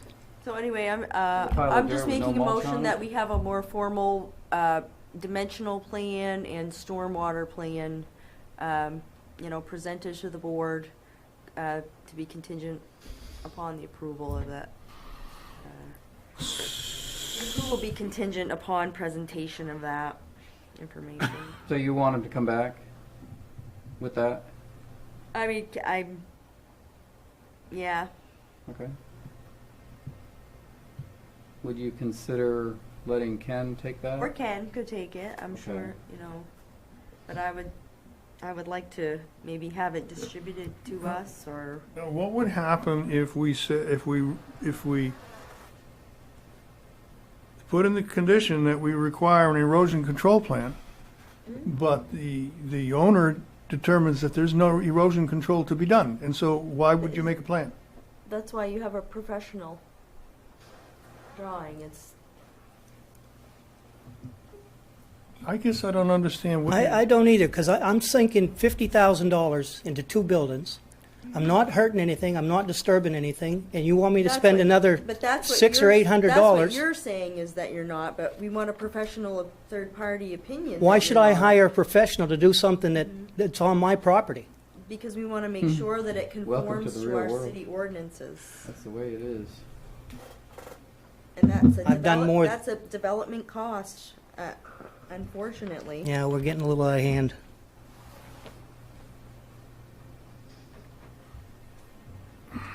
Well, it's a commercial venture, and I think that certain costs need to be provisioned for, and these are the standards for a site development plan. And what you're hearing is that what you've presented is not detailed enough for us to make a judgment that you've got your act together on all of these standards. I'll hold your drawing up again, but I won't.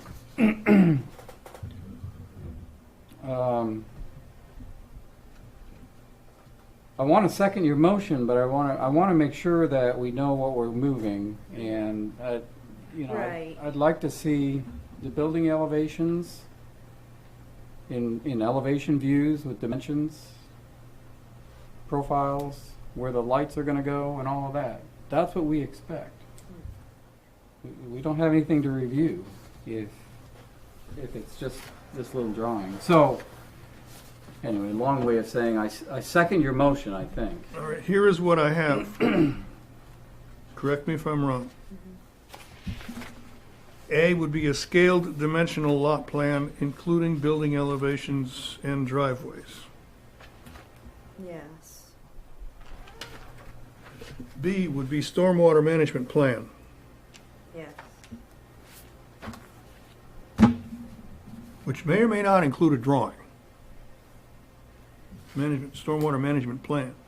And erosion and sediment control plan. Is that acceptable? Okay. Okay, that's what, you go ahead, I was gonna say, is there a way we can do this so we don't hold them up? Because we are playing with the weather at this point, and I don't wanna, I understand the merits of doing that, and I don't have a problem with that. Is there any way that we, as a board, can give Kenneth the oversight to manage this while he pours his slabs and gets going? Yeah, I think that's part of that conditional approval. Okay. And we'll defer to Ken for just like item 1 was subject to review Like- by CEO. yeah, like what we've done before. I just wanna make sure she's all right with that. Are you okay with that? I think Ken can approve it. I'm okay with that. And my interest is to make sure that we're consistent across the board. For anybody who comes to the board with a plan, we've got to have we've got to maintain some consistency in the standards that those plans meet. So. So has it always been the standard of this board to have engineered drawings No. for every approval? No, and we're not asking for engineered drawings. We're asking for dimensional drawings. Well, it sounded like you're asking for professionally certified drawings. No. I'm not. I don't know. Maybe that's That's what. why- Some little discussion Well- earlier about That's why I added the word just adding slate. some dimensions onto this. So. That's what I thought would be sufficient, but I was Dimensional scale overruled. drawings is sufficient in most cases. Right, but this is not. That's my point. Yeah, and I agree with you on that. So, but a CAD program, if you had somebody, I guess I probably could accept that. You can do it. No, You can do but it on something graph. that says, You okay, can do this it on is- graph paper. This is what we're gonna do, and it's to scale, and it's what enters into our record, and we can go back and say, this is what he said he was gonna do, and this is what he did, and everything match up. That's my point. So in essence, we're just asking him And to so- fine tune his drawing. Mm-hmm. I consider it just adding detail to what's already there. It lacks detail. The That detail won't- that we need to make a judgment, so. That won't satisfy the stormwater and erosion control. But something more, yeah, for that, I Right, guess. so how would stormwater Because you're management- putting a building there that's impervious. I don't know what's involved in that. We may be able to do that by spec. There are details regarding silt fencing, for instance. So it's indicated on a map already, so you just have a detail sheet Yeah. that says this is a silt fence and how it's done. So do you think so that's is it good only for? it's only for the construction phase? Yes. Yeah, Okay. So do you think that's sufficient for stormwater erosion? To sediment? indicate that there should be a silt fence in having a detail, Okay. that's part of that plan, yes. And how about the finished grading plan? Was that part of your motion? Finished grading plan? I just don't see how it, Well, they're not doing anything else to that whole. Well, that's what's unclear to me is well, what's going on Think here? about it. You know? You can see the contour lines. It's basically flat land. Mhm. The gentleman has dug up his topsoil down to 12 inches and he's filled it back in with gravel. So he's already done So, what it's the flat. erosion and sediment can do. It's as flat as it's gonna would be. do. Right. And it, Yeah. it was a You've already it was done a it. potato field.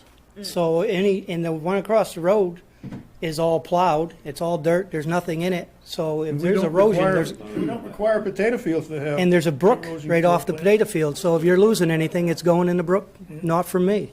Okay. All right, so anyway, That's non, the second motion is to require scaled and dimensioned lot plan to include building elevations and driveway dimensions, a stormwater management plan, an erosion and sediment control plan, all subject to review by CEO. yes. All right, Yeah, thank you, Bob. can I call the vote? Christine, Yes. Frank, Yes. Yes. Yes. and yes for me. All right. Now, we need a motion on, that takes care of the motions for the two conditions. We need a motion now on approving the plan with those conditions. I move that we approve the plan with the noted conditions. I'll second the motion. Frank seconds. Yes? Yes. Yes. Yes. And myself, yes. All right. Signature pad coming around. Have a neighbor that has a CAD program. Do ya? And you don't even need a CAD program. Graph paper. This is not as bad as it seems. Well, It's just we need some more detail. the original, which those came off from, is the one that Blackstone did the survey on. That's the lot boundary. That's That's a, fine. that's a subdivision survey. It's just a big picture of what's going Yeah. on there. That's all that is. Yep. I understand what that is. That's not what's being asked for here. Oh, I know. Okay.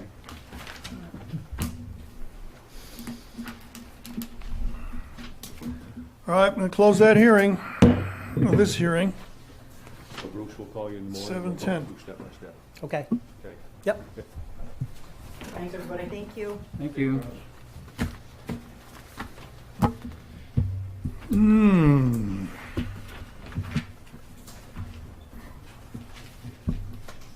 Next item. This is where Ken gets to do his thing, new communications. Boy, I gotta find some energy to carry on. Sure, we can take a break. Recess for 5. You breaking? Okay. Good idea. Good call. Who's got the Mountain Dew? I'm gonna go out and go around here. My Diet Coke sitting out in the truck. Diet Coke. I see we got one row of shingles up there, Mr. Manager. Well, this should have been covered already. What are we putting shingles on now? Your house? House. Oh. How's that dog? Doing good. I think he's gotten too lazy to run off the premises. Say, I haven't heard any calls lately. So you got your letter. Yeah, Time to start, right? So it is. at this point, can Bruce proceed and lay concrete? What I thought we'd That's do is between him and Ken. we'll schedule a day within the next couple of weeks, so he needs to start turning a little bit, so it's nice longer. That's why I want to make it subject to his The garage approval to out, keep us out of the it. outside. It's a freaking Lootly. That's probably. Jeepers. The start of it. And, there's nice clearing, there's eagles' nests. It's Oh, pretty I cool. know. And then we'll go down. The stuff I dealt with down in Massachusetts was major development. Dennis, how are you? Good. Did a good job on the news the other night. Hey, through the What were you on the news for? You were talking about, that big It's not cheap. And then they kick up with our engineer to review it. Param or It's historic. was it it was the Yeah, fire they've conditioned service that. thing? There's something. That long. Yeah, fire and ambulance. And it would take- Sorry, well, you know. Who was? Sometimes we met every, Contract. What do you want me to do? some of these plans would come in and we'd go over a preliminary subdivision plan and then we'd say, yeah, go ahead, and then we'd go back and develop the final. That might take 3 or 4 months just to do that. And then another 3 or 4 months to review it. It's just, feeding the machine, isn't it? Yep. The lawyers, the architects, It's an opening, yeah. feeds the machine. Little- But that town had a very strong It's a real set of bylaws and a strong planning board. Have you heard of that Hopkins before, and the Mass. Rails to Trails Heard of the Conservancy? marathon? Yeah. That's where it starts. When I was at NBC. I was heavily involved in Yeah. that when I lived there. So why wouldn't that be? They Part of do the marathon projects committee. everywhere. And I'll tell you, have you ever To been run to it? Holton? 2 meetings to the word run. Ridge, and then they have a 3 mile. I ran from it. I helped run it. Uh, I helped run the start You been Yeah. to Brewer? for years and No. years. My son-in-law has run it I'll have to check it out next several time. times. Bless his heart. I mean, that's kind of urbane for. A runner I am not. Well, my Yeah. daughter got in, she didn't run a run, she's got run a half, but she, and Yeah, I haven't been son-in-law yet. also used to do, Ironman triathlons. And so she actually went and did a mini triathlon, that one. If we could get. This is not new, it's not outside of Boston, everybody's done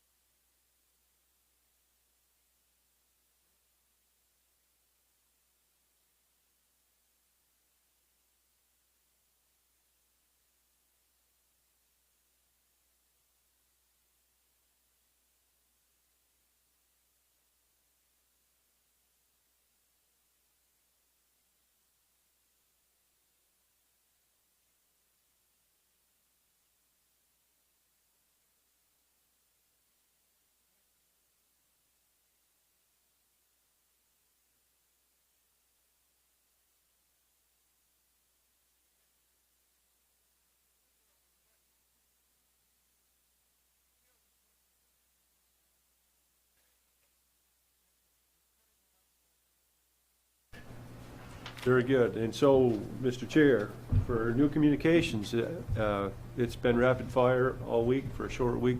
It's been busy. Yesterday, we received a request for a daycare. So where Jordan's daycare used to be on Sweden Road, the old Harvard's building. She would like to go into there. She hasn't got her licensing yet, but she wants to get in order to get So her she is inspection. not Miss Jordan, she is someone else. Somebody else. Okay. New business. So just today, we got a request, a building permit request for a telecommunications tower, like we've done in the past. This one would be the one off the end of Pierce Snow Drive. So it's an improvement. Yeah, adding new equipment. We received a letter today, and I really kicked myself for not getting it in front of you this evening. Both Denise and I worked right up until the final bell today, getting this ready.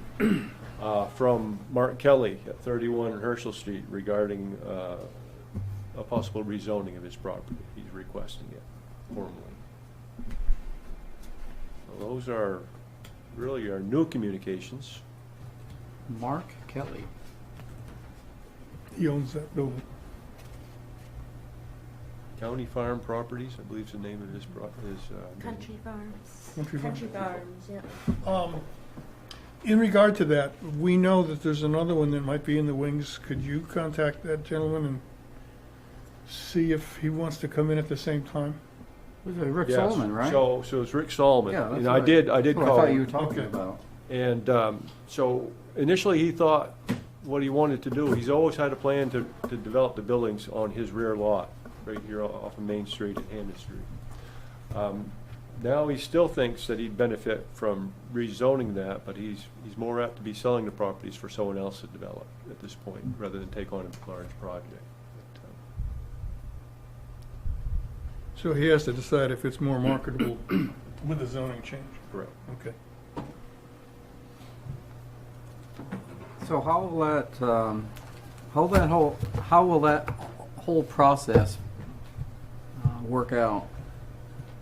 Well, we would have to consider it here, and it would have to actually go to council in order to change the zoning. Does it come in form of a letter to the planning board saying I would like to do this? It did.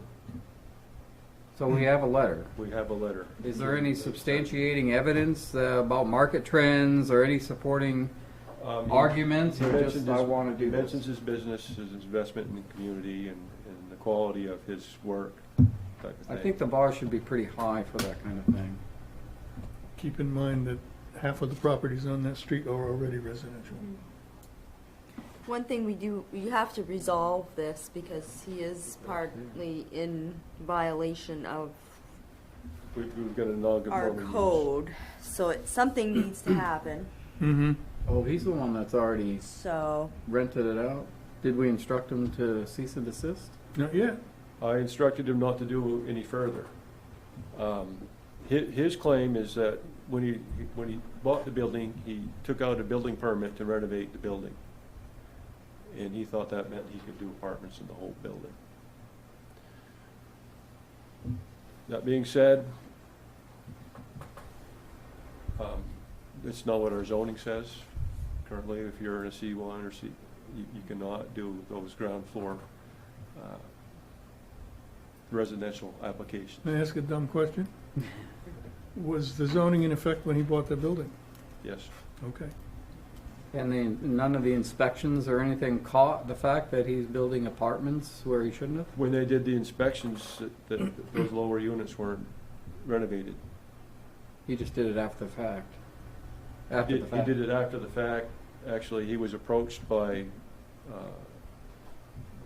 an agency here in town, actually it's Cary Medical, saying they like the work he does, they like to place people there.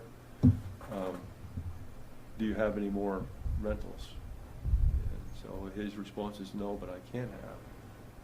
And now we're talking about a non-conformance in our C1. Okay, See, well, that I view that as, well, without any other evidence. On the surface, it seems like it's a very deliberate thing. And I have very little sympathy for him at this point. He did it knowing it was non-conforming. That all may be true, but we need to consider the bigger picture when that request comes in. Right. Does downtown merit some residential areas, is the question. Right.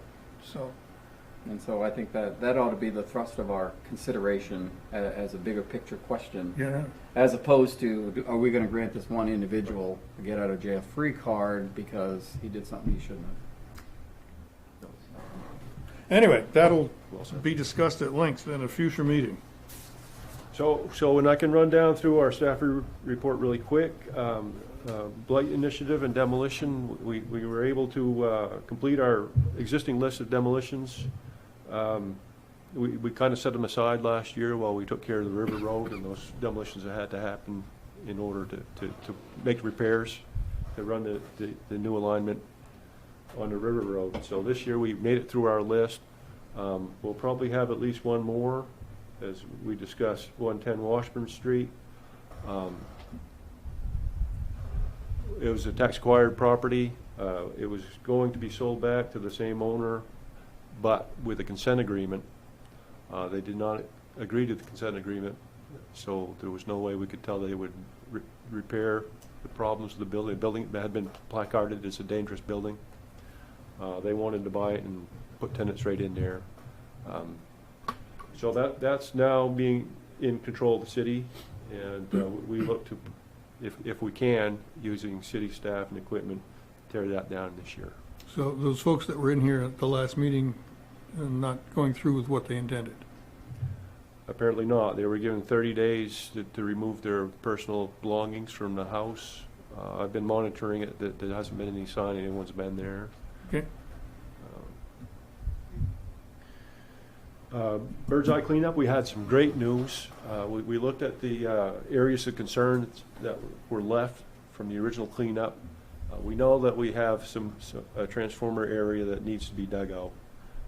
However, the other areas that were identified as concern were dump areas. We were able to investigate, paw around in those piles and see what kind of debris was in there. And we found that, for the most part, except for a very little bit of asbestos that was found, that there's no further contamination. So there were some limits to some contaminants within the soil itself. So with a little bit more cleanup, we might even be able to do residential applications there. It would take some more cleanup to get to that quality. And in doing so, we saved a boatload of money for the city, because that was going to be another couple $100,000 cleanup effort at least, and we're still looking at all the concrete on the ground from the old Bird's Eye building. So win for our team. The pop-up junkyard on Access Highway, things are moving along pretty quickly there. We were able to access the owner of record. That is the owner of record as far as we know. This individual still claims to have sold the property. We have not found a record of change of ownership at the Houghton, the Hall of Deeds. But his lawyer actually claims the work was done. So on the good side, we've actually found an owner of record, which we couldn't get a hold of before. We do have a court date. I believe I said the 3rd of October the other night. That was incorrect. It's the 1st. The 3rd is a Saturday. So the first summons went to the person that actually answered the door when we went to serve the notice of violation. So that court date's on the 1st. We'll see what the judge says. So the 569 Van Buren Road. So we talked a lot about Mr. Duplessis and his use permit for his automotive repair. His neighbor next door is part of all this fracas and finger pointing between neighbors.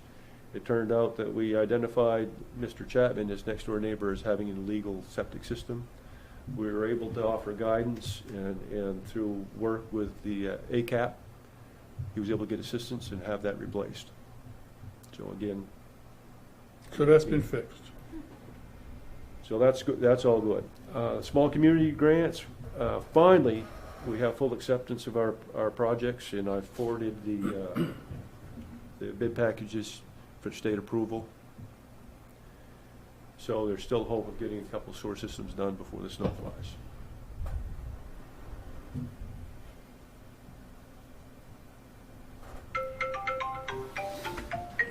There's probably more, but Is Jamaica Monday? Okay, that gets us to item 8, which is our city manager. You look so excited. I should say that's the other way around. You guys have already been here for longer than your normal meeting time. Short by some people's standards. the conversation was stimulating. Yes, it was. So I sent an email out a couple weeks ago, which included quite a bit of changes to the Title 13. We finally made it through all the definitions and are now getting into the actual body of the document.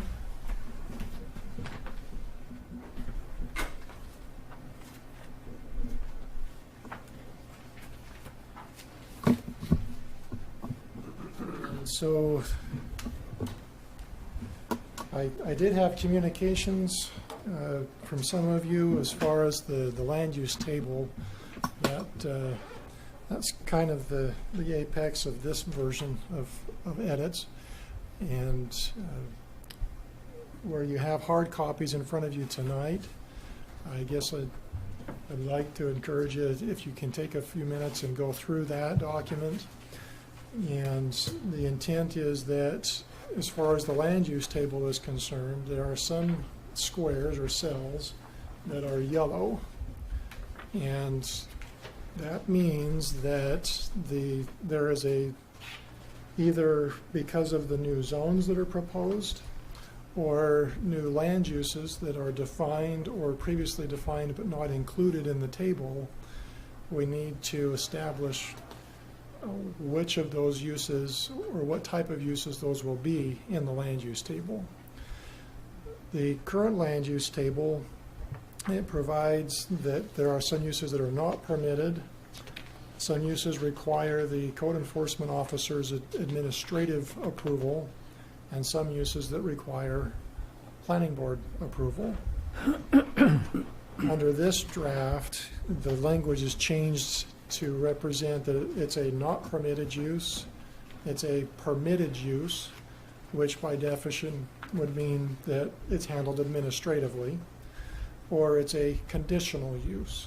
And a conditional use would mean the planning board has to take a look at it and make sure that it meets all of the conditions, or conditions are going to be put in place to limit its potential impacts in an area. And if those conditions are reasonably put in place, that use would be okay in the zone, but would require additional scrutiny beyond administrative processes. And so in the form, if you would go through that in your cells, I know board member Corval, you just put a check mark in yours. I assume that meant permitted. And that's how I flagged it into my spreadsheet. But I can give that back to you if you want to go through and mark it permitted or conditional, or you can just leave it the way it is. But if you would take the time, each of you, and go through that matrix and put a P, C, or an N in those yellow cells and get those back to me, I suspect there will be a general consensus with most of these, but I've got a spreadsheet set up. In a sense, this is a survey for you, and I'll put your results into the survey and be able to kick out at the end.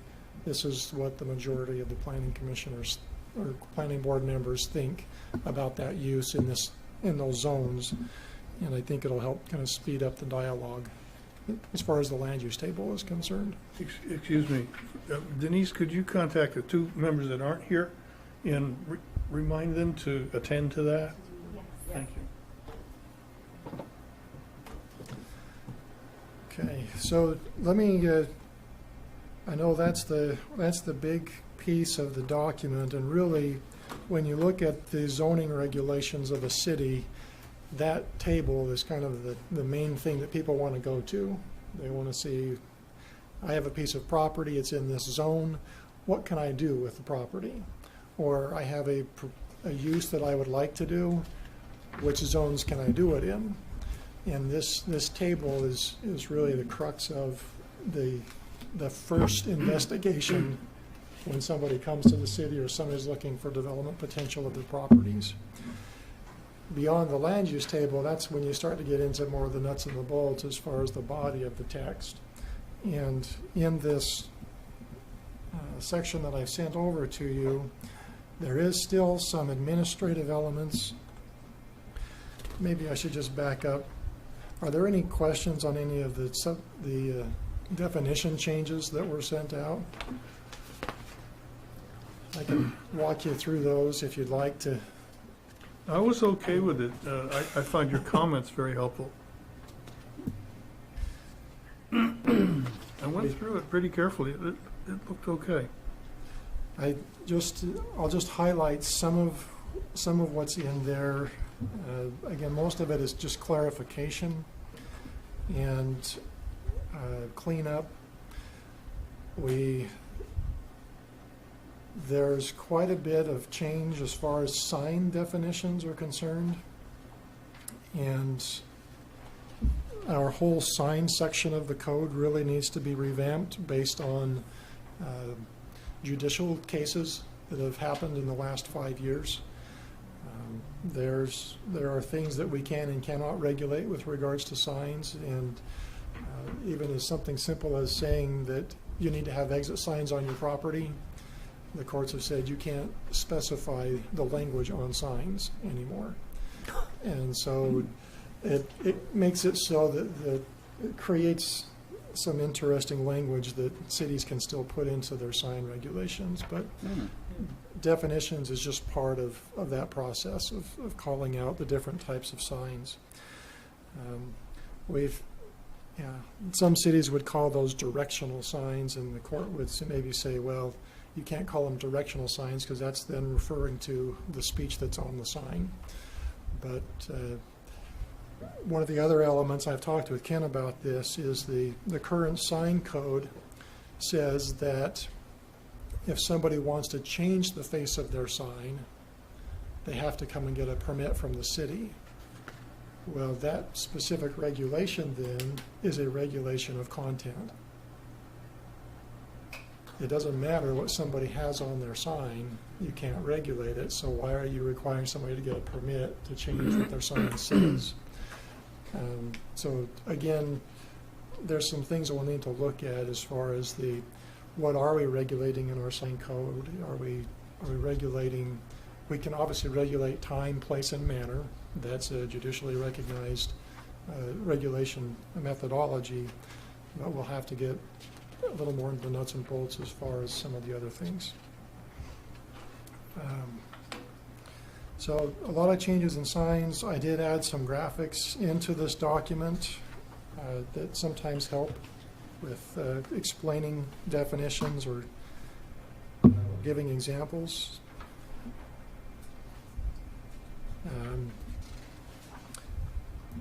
I also, we need to jump back. We have, I think it was in the previous document I sent to you. So places of worship, that was in the last set of definitions that we talked about.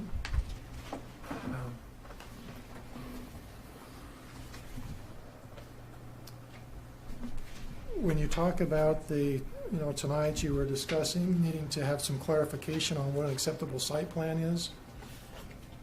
We now have a definition of what a site plan is, which has been added to these.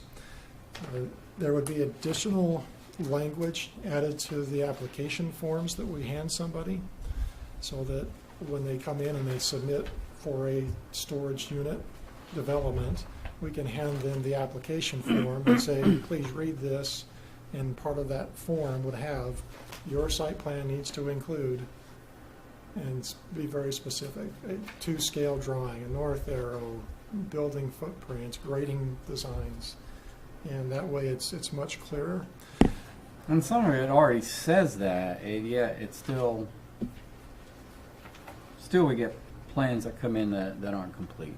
Right. And so Bob and I were talking about maybe figuring out whether we can put an exemplar, like a sample, for the public to be able to look at and say, well, okay, by a site plan, by a dimensional drawing, we mean this, and give an example of it. Yeah. So people can get in their heads exactly what because the words, Right. you can explain it in words, but a picture would really help. Yeah. Right. Part of my review process of the zoning ordinance is also reviewing our application forms and making sure that there are some things that are in the code right now that are a matter of have this on your site plan. Well, my recommendation is that those elements they're not codified in your ordinance, but they become a matter of the application form itself. And we can approve, or we can have the planning board approve the application forms if you want to look at them. But if it's not in the ordinance and something comes up that we think, oh, we really need those on the forms, we can change the forms easily enough. But if we have it in the ordinance and it's codified, we have to go through public hearings and notices and everything else. It's a more laborious process to simply change an application form. So maybe you can back up and start again on that. I didn't catch it all. I was following and I was liking what you were saying, but then I got lost. So we've had several times, almost every meeting now, we have a dust up over why are we talking about this? Why are we considering it? Because these application forms are so huge. Mm-hmm. And maybe tilted more toward large developments, multi-million dollar developments, whereas a guy coming in for a storage thing, 50K or whatever, maybe the requirement shouldn't be as high. So that part that you were just talking about modifying our application forms, I'm really interested in. Mm-hmm.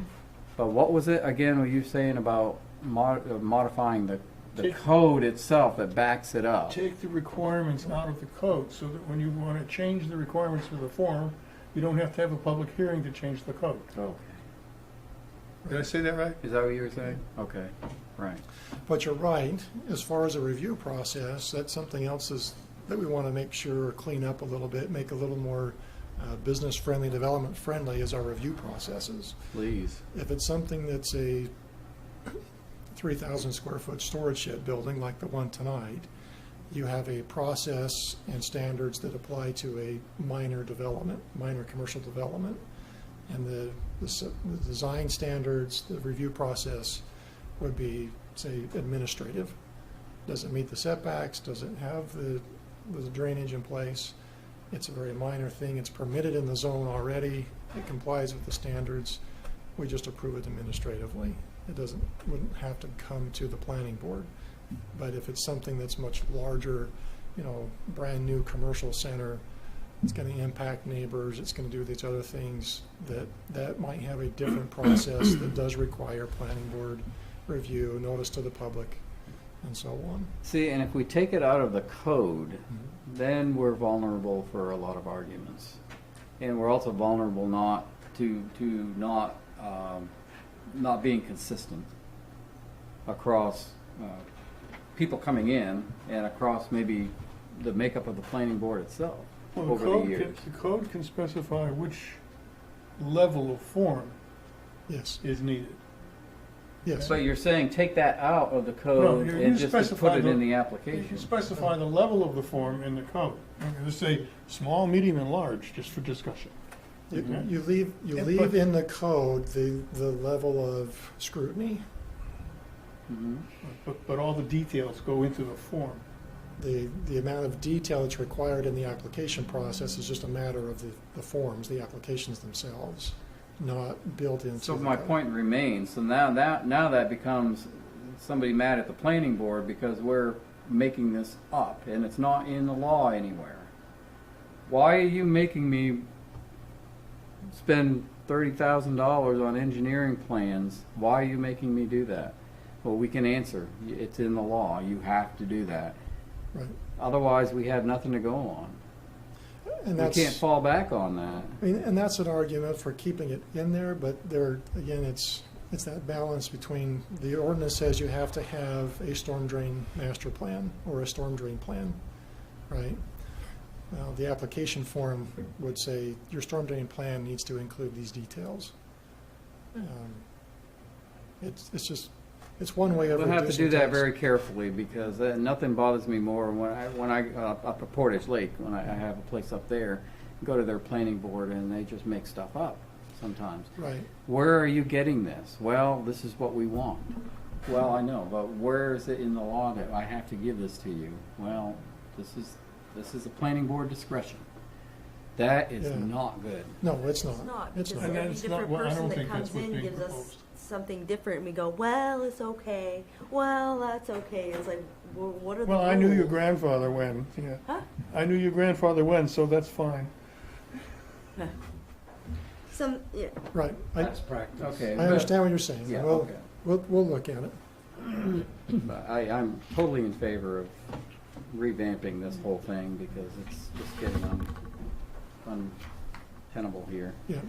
I mean, something as simple as they want to restripe their parking lot. You know, right now, technically, if you're gonna modify your parking, then you have to come back through a site plan review process, which requires planning board hearings, notices, and all of that. But all they're doing is restriping maybe their parking lot, and by our parking standards, they could get a couple more stalls there, they just haven't had them. So, Yeah, but you're affecting traffic flows, and that's something the planning board exactly should be looking at. Not on private property. Where do you find striped parking places on private property? Hannaford? Well, it's commercial. Oh, I see what you're saying. Skyway Yeah. Plaza. But if they changed how many parking spots Yeah, while they're restriping. we want to see that. Well, That's not a minor They thing. could put 25 But- more but spaces again, at if your development the grocery standards, store. I'm sorry. I wouldn't bring that to the planning If board, you- let the CEO worry about it. If your development standards specify your parking stalls have to be this dimension, It's true. and you have to have a certain drive aisle width, and you have to have a certain width of access onto the Hard and site, fast. it's already in your code. And just, Again, in the code. Yeah. right, Right. Right. Okay. okay.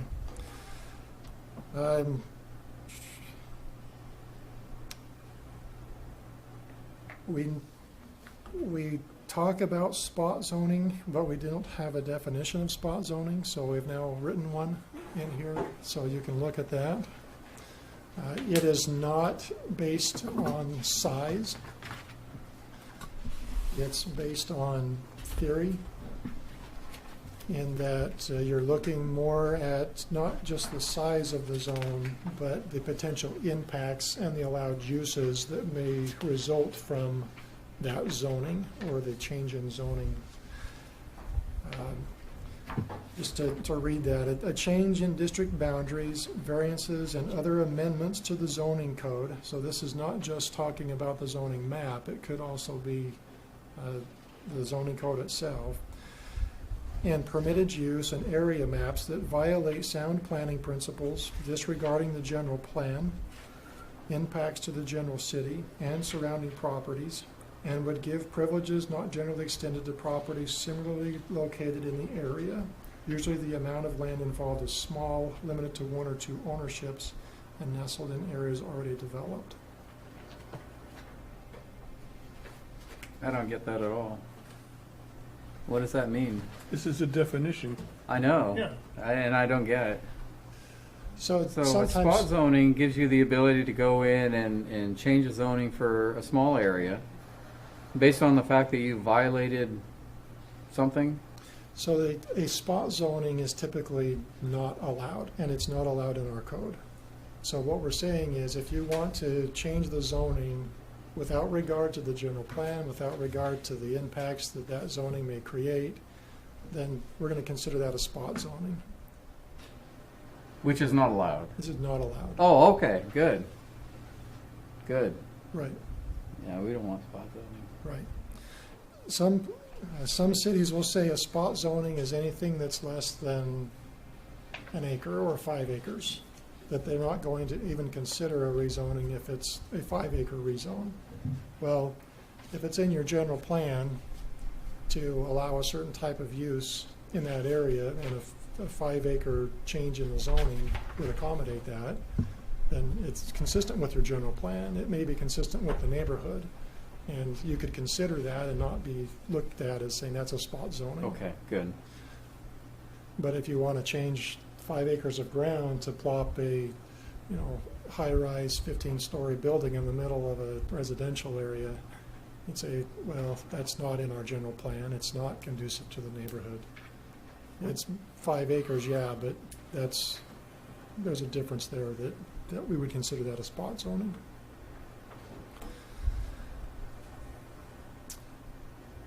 The definition of subdivision, we've got almost a page-long definition of what is considered a subdivision.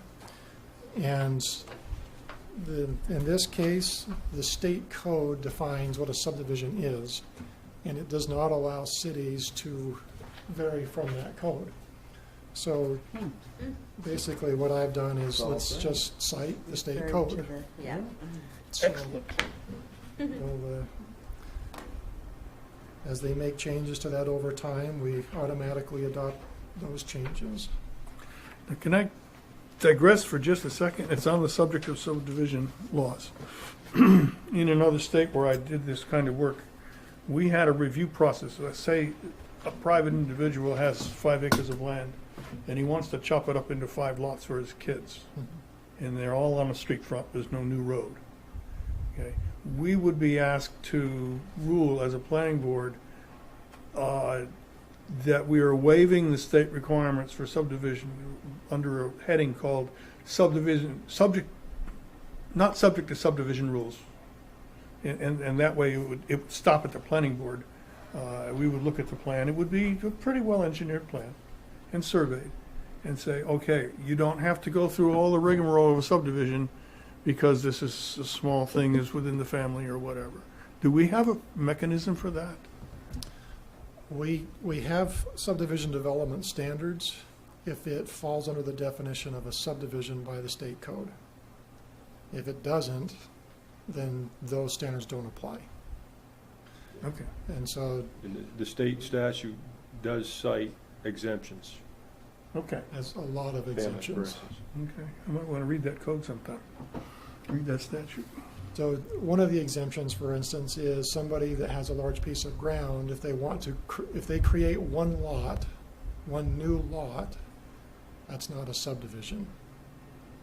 If they want to create a second lot, but they wait 5 years, they can create a second lot on that original mother parcel. If they wait 5 years between creating the lots, it's not considered a subdivision. Even though, and you could do that same thing if you wanted If you had the a patience. 5 acre piece and you're willing to A wait long 25 years. 2 every 5 years. You could do. But then you have to reside on the original lot. There's Right. a lot Yeah, to that actual statute. yeah. I'm not sure the Massachusetts one was quite that tight, Well, but if yeah, you we live have a on it, mechanism you is can what I. do more in the 5 years. Right. In the family You exemption. don't have to and go through the review. Yeah. Right. Sell a lot to a budding property. That is, You have to, yeah. it goes on in depth. Good. So obviously, landowners that wanted to give a piece of ground to their kids have been down to the legislature quite a few times, and the definition of a subdivision is extra long to cover almost any case of somebody that wants to just carve off a piece here and there, depending on the size. So what that means is people will, if they want to just create a lot here or there, but they don't want to have to put in the public infrastructure, for instance, extending the water lines or the sewer lines or adding a road to accommodate those lots, then they'll just say, well, I'm just going to do a little bit here, I'll wait on the rest of it another one later. And so you might start to see this trickle of lots coming in, but not getting the infrastructure in that you would anticipate with development occurring. But we'll get into the whole subdivision review as part of this Title 13. So. Yeah, there's something about family blood. Blood relatives.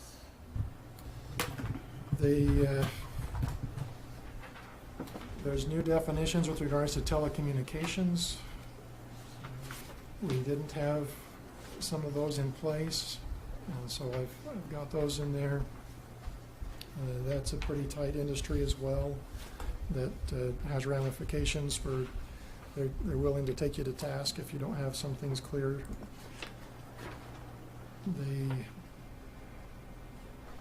I wanted to touch on one of these definitions, tradesman shop. And we have in our definition of manufacturing, it refers to a tradesman shop as being allowed as a manufactured use. But it also refers to a tradesman shop size limitation. If it exceeds a certain size, then it's not a tradesman shop. But our definition of tradesman shop didn't have a size standard in it. And so what I've built in here is, or I've proposed, is that a tradesman shop would be something that's less than 1,200 square feet. If it's over that, then it would be considered a more industrial or manufacturing business and needs to fall into an industrial manufacturing zone. But it still allows somebody to have a backyard shed or workshop. That one is pull something out that you think you're comfortable with. And so that's maybe one that we want to talk about some more another time. Well, like that guy that was here earlier with the 3-car garage. Car garage. How many? Yeah. Three bay garage. Yeah.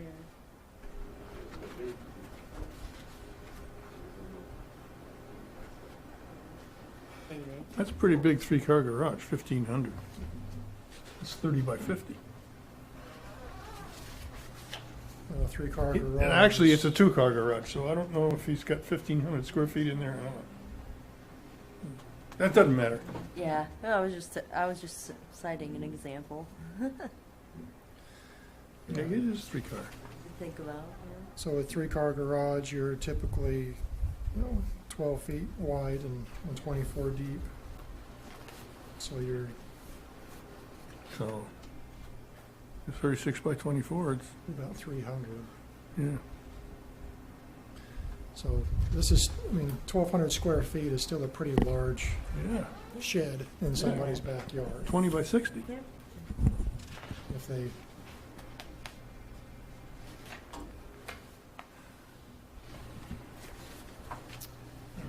we didn't have a definition for what would be considered unbuildable.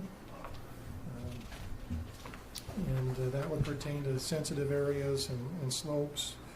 I know it's a little bit different here than building on the foothills of a mountain where I came from, but there are still some places where you've got steep slopes on property, particularly along the river's edge, that we probably want to look at having an unbuildable area component to our development standards. We didn't have a definition for what it means to have a change of use or a conditional use, legal non-conforming use, mixed use, permitted use, principal uses versus temporary uses, vacation rentals. So It's really good. we talk about what a vegetative buffer is, or at least we require a vegetative buffer in some of our development standards, but we didn't have a definition for what that meant. And so I've included one now.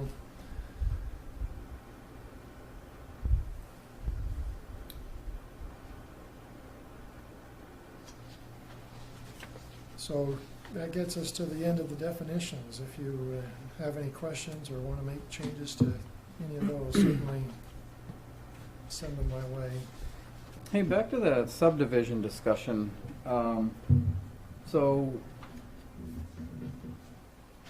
what responsibility does the planning board have, or anybody, I guess, in the city government, to ensure compliance with whatever covenants that are attached to a subdivision? None? It's a private contract matter. Completely private. So this Tingley who came in, he's part of this Caribou Estate subdivision. I think that's where that land came from. Okay. So if they have Crown Estates. Caribou Estates, Crown? Well, anyway, Crown, yeah. But you're right, I it was noticed there was a subdivision. subdivision. I wonder if I wonder if there are any covenants that he has to worry about complying with. But we don't. That's not in our purview at all, is it? Yeah, the covenants are an interesting issue altogether, because we've discussed this before when we did a home occupation for the lady that did therapeutic massage. And so when you reach out and you find case law about covenants, well, covenants can actually last for non-use. So subdivision's 30 years old, but there was no tenant association ever drawn up to ever take care of those covenants. Those covenants might not even be applied any longer. So, by legal case, it's a very interesting Yeah. situation. But for our purposes, we stay out of that completely. That's private, yeah. Okay. It's a private contract matter. You bought that property with the covenants in place, and so by buying the property, you de facto. So we're not liable. We're not liable in any way for approving a use that's contrary to what is in the covenants. Nobody can come back to us and say, "Why did you do that?" No. Okay, good. Yeah, when we bought my house, it says I can't have chickens, and my wife keeps asking me why we can't have chickens, and I can just point to. And you're happy to do so. They have to catch you first, right? Well, that's the thing, is if I got chickens, it's a matter that my neighbors could say, you know what, the covenants say you can't have chickens. But what if it's a therapy chicken?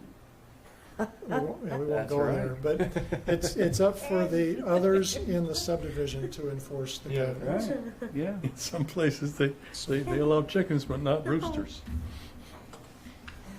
So, yeah, it's very true. Roosters, They make noise. they make noise, but chickens, they just take care of the bugs and scratch, so it's, They make these cute little noises. you know. Cooing I noticed you noises. took out undue hardship. In Do the we have that a definitions. lot in the definitions? Undue We have that- hardship is defined by state code. Okay, so we're gonna just refer back to that, Yeah, because the it is in other portions of the code, but we can just undue hardship refer back to. is specifically, or it pertains to variances, Mhm. and variances are controlled by the state Yeah. definitions and Okay. processes. Hmm.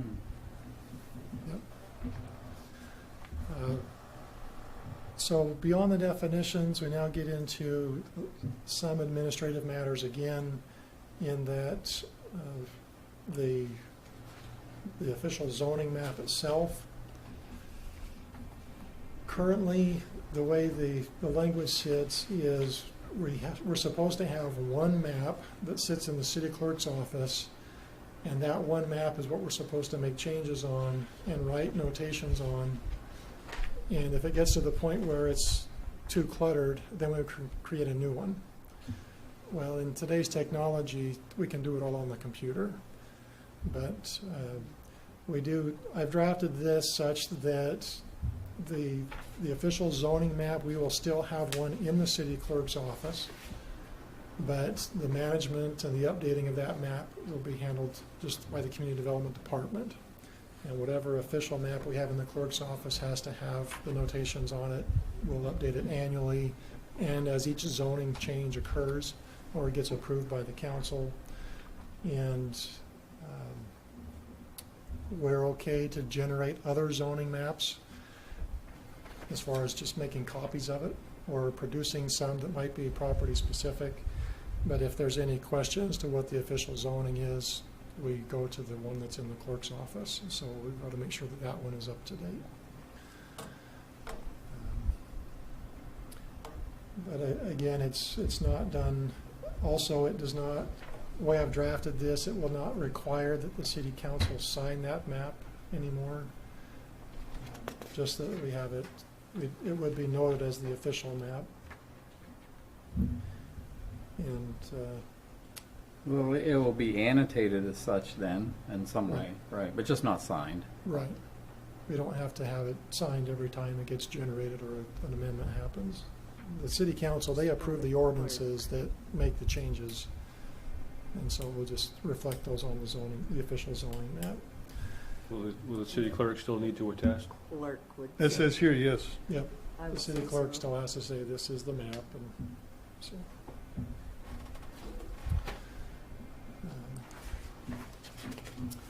The amendments to the official zoning map,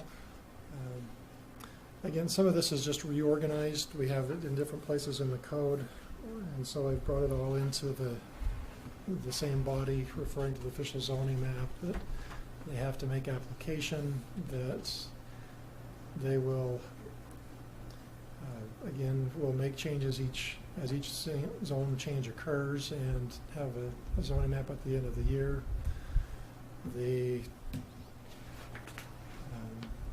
There are certain language that has to be on it as far as, well, with every change that occurs, we'll have to note the ordinance, the effective date of the ordinance, a general description of the area that was affected. And this kind of gets into the discussion you were having earlier tonight about a piece of property and somebody requesting to have it rezoned. We don't have any criteria currently in our code that we would look at to say what's our reasoning for the rezone other than the Right. general plan. And so these are some of the criteria that I've used in the past, that other cities have used, things to consider. You'll have to have a complete application. You'll need to provide a concept plan that kind of illustrates what you're intending to do if the rezoning occurs. A legal description of the property proposed to be rezoned. That's so that, again, because we're now making edits in the computer system, we can tie those directly to properties, or if somebody only wants to rezone part of their property, we'll have a legal description that tells us what part of their properties. There are also, the applicant is required to provide the notification materials to us, and that they're responsible for the costs. And we'll make that part of the application process. The criteria for rezoning consideration, that's this D1 through 3. These are kind of what you were alluding to earlier. What's the reasoning for it, or what's the criteria? Yeah. So does the rezoning conform to the general plan? Does it provide greater benefit to the community than adverse effects to surrounding properties? The rezoning will not cause property structures or uses of the property to unnecessarily become non-conforming according to the title. If there's other criteria that you think we'd want to look at with the rezoning, I think so. we can add those in there. Okay. Like I said earlier, I think on an individual basis, the bar's got to be very high to rezone as a favor to somebody who wants to do something on his particular property. You know, my opinion anyway. I mean, the assumption is that your zoning is tailored to your general plan, right? Your general plan is set up, it's the way you want it, and your zone boundaries reflect the type of uses that you want to see in those areas according to your general plan. Well, then the general plan would already be zoned correctly, so there shouldn't be any reason for any changes. Oh, You've already change done over- that work. Things change over time. We talked about the need for a mixed use, for instance. Every major thoroughfare in the community is always, historically, they've always been residential uses mixed with commercial uses, even though we call it a C1. So, for generations. So historically, was that truly a commercial district?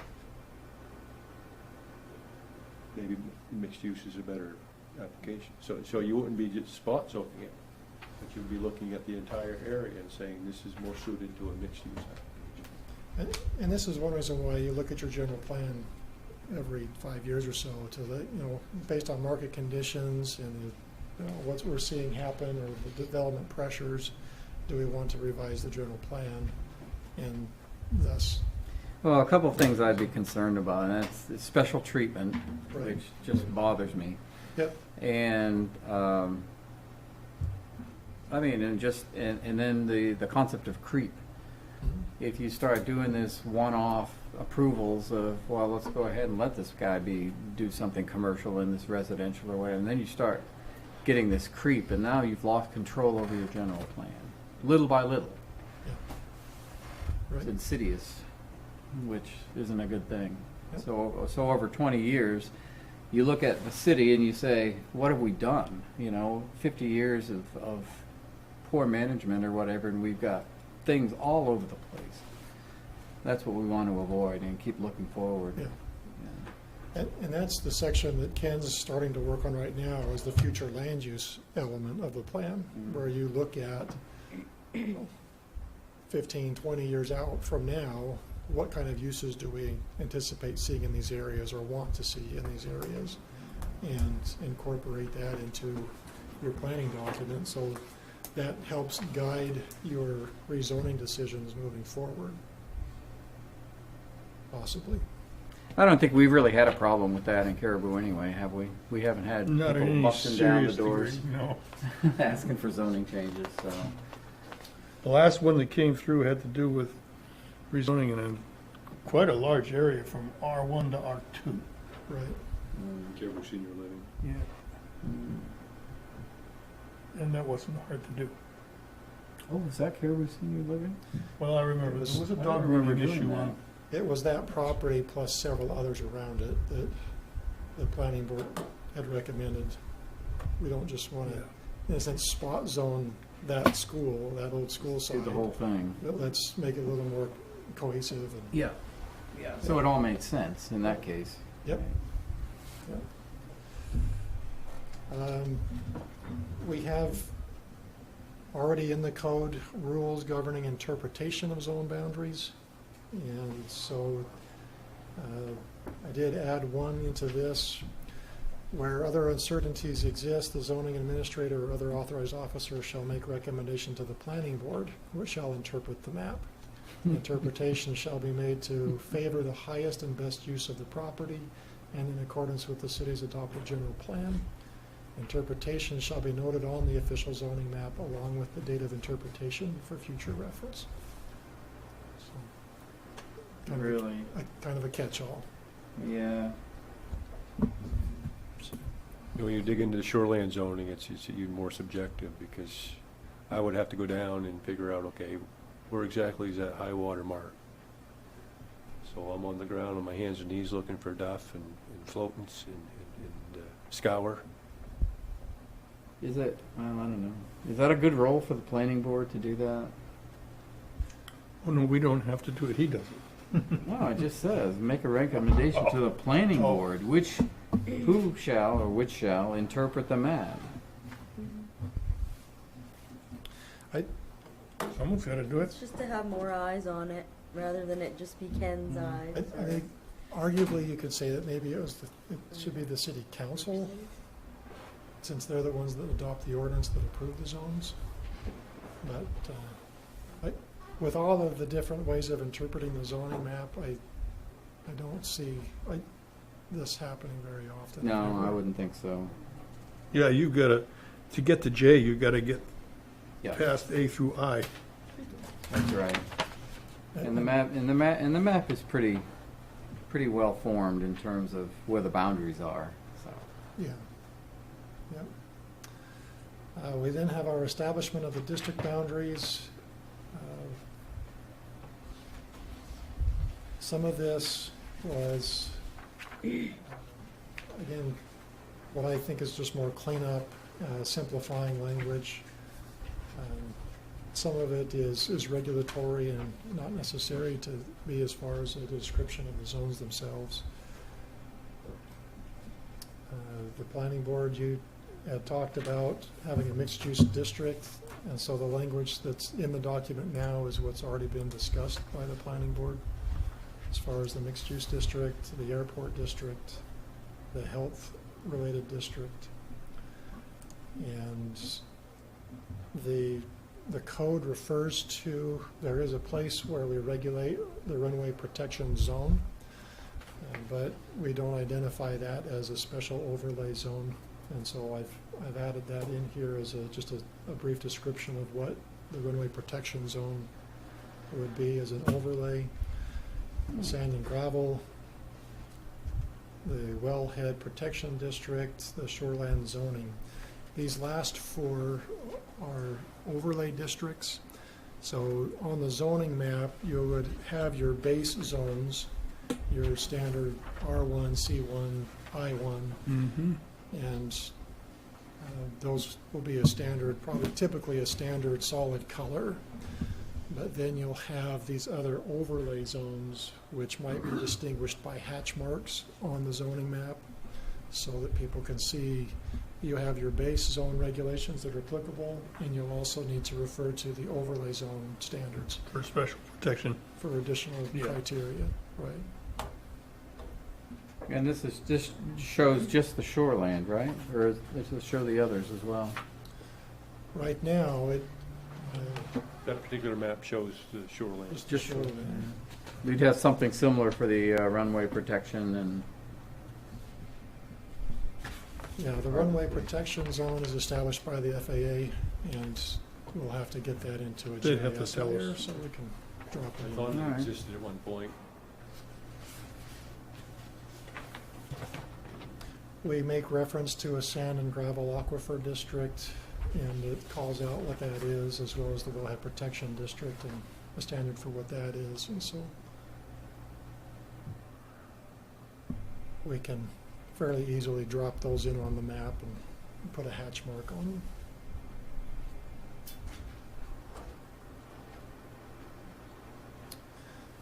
Then that gets us to the land use table. So we went from back to front to back again, so. But each of the land uses that are now in the land use table, we have a definition for. And so if you want to go back through the definitions, all the definitions that we've sent out, if there's a question about that particular use in those zones, I sent out to you a copy of the last draft zoning map, which was discussed by the planning board, so you can see where did we anticipate the mixed use zone being, or the R2 zones, the H zone.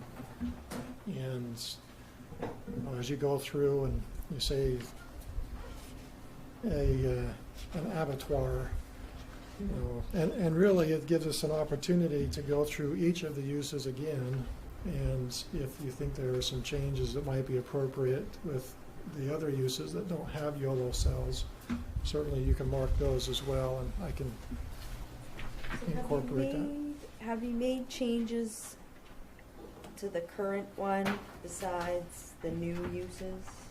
Or did you keep those the same, or should we review every one as to, from the last one, or the current one? Yeah, Did you over make, the past couple of years, the planning board went through this pretty extensively. yeah, And so for the most part, I kept the designations that had already been discussed. okay. So we don't have to like review those. Well, you can if you want to. Again, Well, I just might, you know. I know, Dan and Christine, you guys are a little bit newer to, well, and David, to this process, and certainly if you go through the list of uses, well, Frank, all of you are newbies here except for Bob, but if you want to go through the list of the land uses and say, well, we think we want to make some changes here, Take another look, yeah. yeah, feel free Has to there, do that. has there been an effort to look outside, like other cities' ordinances and use tables and that kind of thing, just to make sure that we're kind of capturing a broad array of different uses? I think with every use that we have now in this table, we've pretty much captured. Yeah. I think it's looking pretty good. I saw you got the medical marijuana thing in there. But there's oh, do you have did you make a new one for solar power? We, Under Must be. utilities? or- renewable energy, or a public utility is what I think we have it defined as now. No, see, I thought we were gonna make a new one for the solar stations. No, I do. It's renewable energy facility. Okay. It has its own line, and it has all Oh, cells. good, Has a good, good. So that, Has a definition now. so that would It has a be, definition. Okay. so that would be windmills too, right? Right. What do you mean by renewable? Aren't trees A renewable? biomass. So let me go back to the definition that we Yeah. have. Look at that definition. I'm a good setup one. man, aren't Good. I? Yeah, Yeah. Question though, I like it. Mm. and it just happens to be Collect your part fee of on the the way review. This is shaping up. I'm very excited about this. It's shaping up really nice. That's good. No, it's not in your document tonight. Okay. I do have a definition for it, though. Yeah. Oh, yeah, that's right. Been Like in our- alphabetically, one of our right previous- before retail business. It should be in this one though, shouldn't it?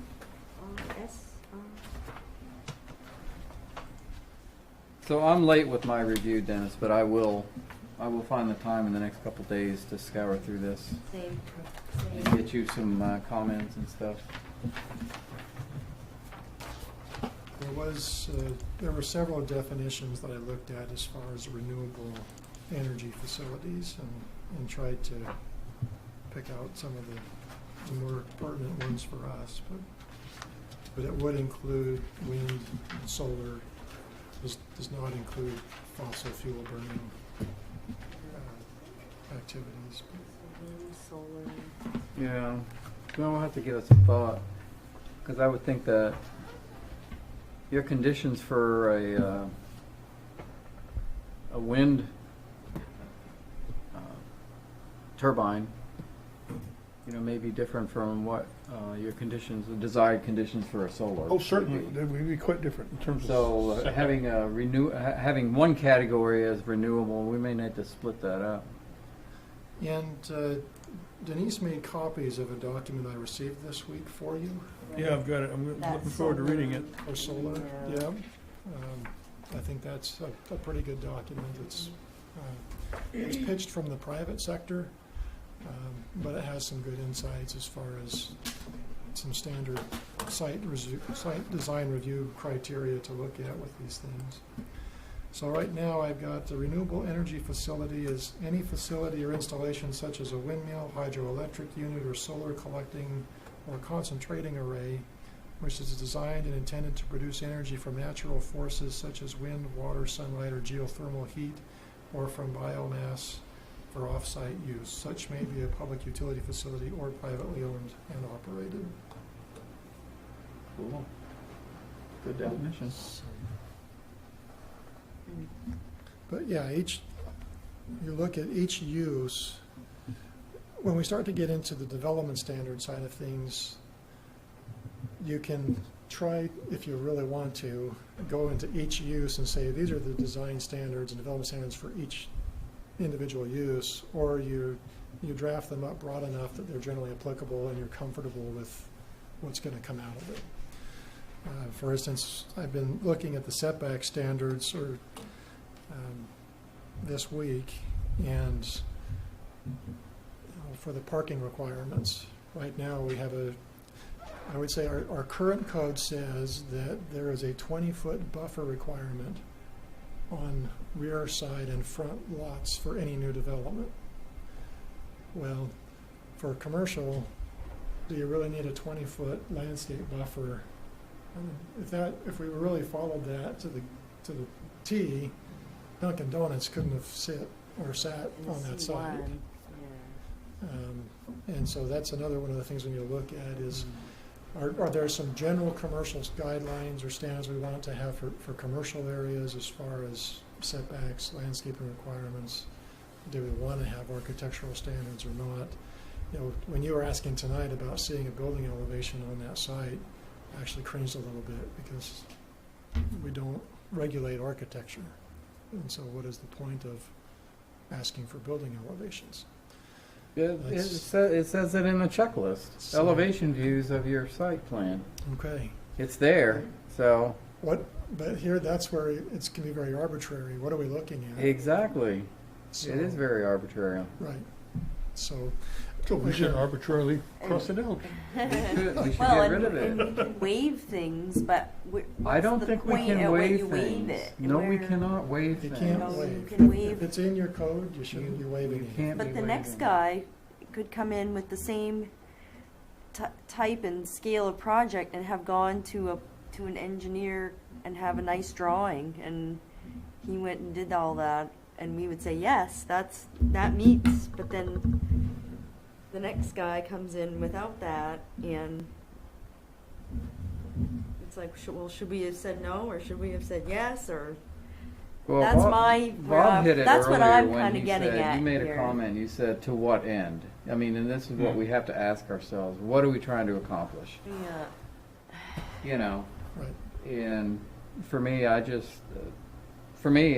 know, it's, the ordinance says what it says. We have a process, we have to follow it, and we have to follow it consistently. We owe that to the citizens across the board. It's all wrong, and it needs to be fixed, but we can't just be waiving things. No, we can't waive it. You might waive a requirement on a form, but you can't waive what's in the code. Yeah. Anyway. But if you can build flexibility into your ordinances, and that's, for instance, the setback requirement.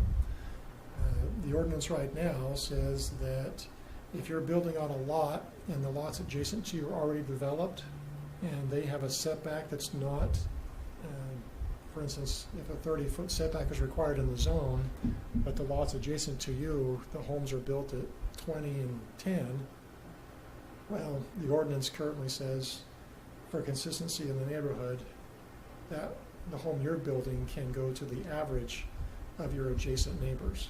Oh. Our ordinance says that, Right. right now. So Clever. you could have a 15-foot setback for your lot, even though the zone says it has to be a 30-foot setback, Right. just because you're now consistent with. Blending With the what's around you. neighborhood. Yeah. So in that sense, you've built in a waiver to the requirement, but it's also tied to a standard so that you can't be arbitrary in the waiver. Right. So those are some other things that we can look at as we get into that. So that's all I've got for tonight. Wonderful. That's Good it. job. That's all. I always look forward to your presentation. I This know. is good stuff. Thank you very much. Again, I can't stop saying, I appreciate the level of work that you're putting into this. It's incredible. And very That's why he valuable. hasn't gotten the shingles up on his house.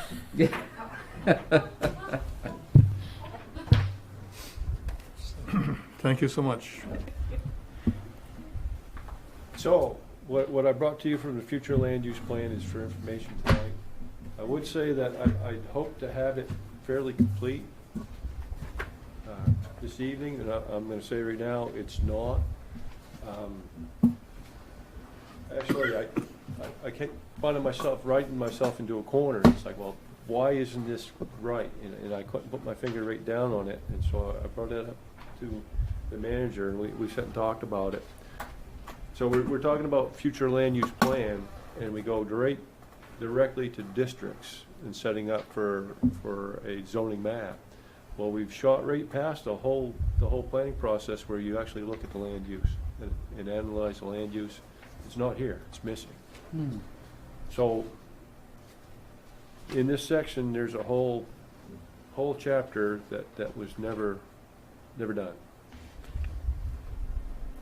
So I'm planning in my own little mind to be able to go back over the survey work we did for the blight, where we went through every building in the community, Know that. and that, and, you know, Google Earth and whatever else we have at our disposal. And actually, okay, let's do that analysis of what that land use is. So that's my explanation for tonight. I did try to tackle the definition of mixed use. I see we have a definition now, so I don't need to do that any longer. There's still some things, some outlined in yellow that were goals. One of those goals would be to combine all our residential areas into one. In our conversation, we kind of thought, well, no, that's not a reasonable goal. So we may strike that all together.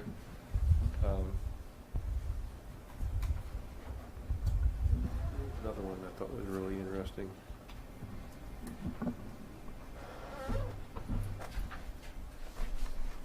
Residential districts, no. But I'm lost now, so. It's all right. So we'll be revisiting future land use. Given the hour, you're forgiven. It's been a long night, folks. Thanks for hanging in. Well, thank you. We are adjourned at 8:30. Okay.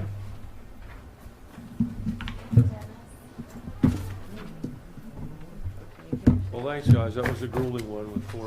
It's okay. We'll try not to do that again. Oh, I hear cities that get into their council or planning board meetings, something that go on for He likes it when you're not here. hours, like into 11:30 at night and stuff like that. It's like, oh, no, My no. last, Oh, they yeah. used to start at So I 7, tease him about it. and they'd go to 11. Yeah. Yeah. And they were every other week, sometimes every week, depending on the caseload. Every week? Sometimes, depending on caseload, yeah. So I Yeah, talked I to get- my I mean, you counterpart, gotta keep my up. counterpart. If I've got 5 developers, each wanting to do a major subdivision, Yeah. then They wanna get going. I'm gonna have to deal with them on a weekly basis until it's done. And it goes in the garbage. And that was the situation down there. All these years I Has been thought the every situation down cycle, there for the it is last the Well, so 30 this years. is like easy. This is- for you. this is This easy a peasy piece of compared to what I cake. used to They Piece don't of cake. offer. Mostly. But he doesn't want to get Okay,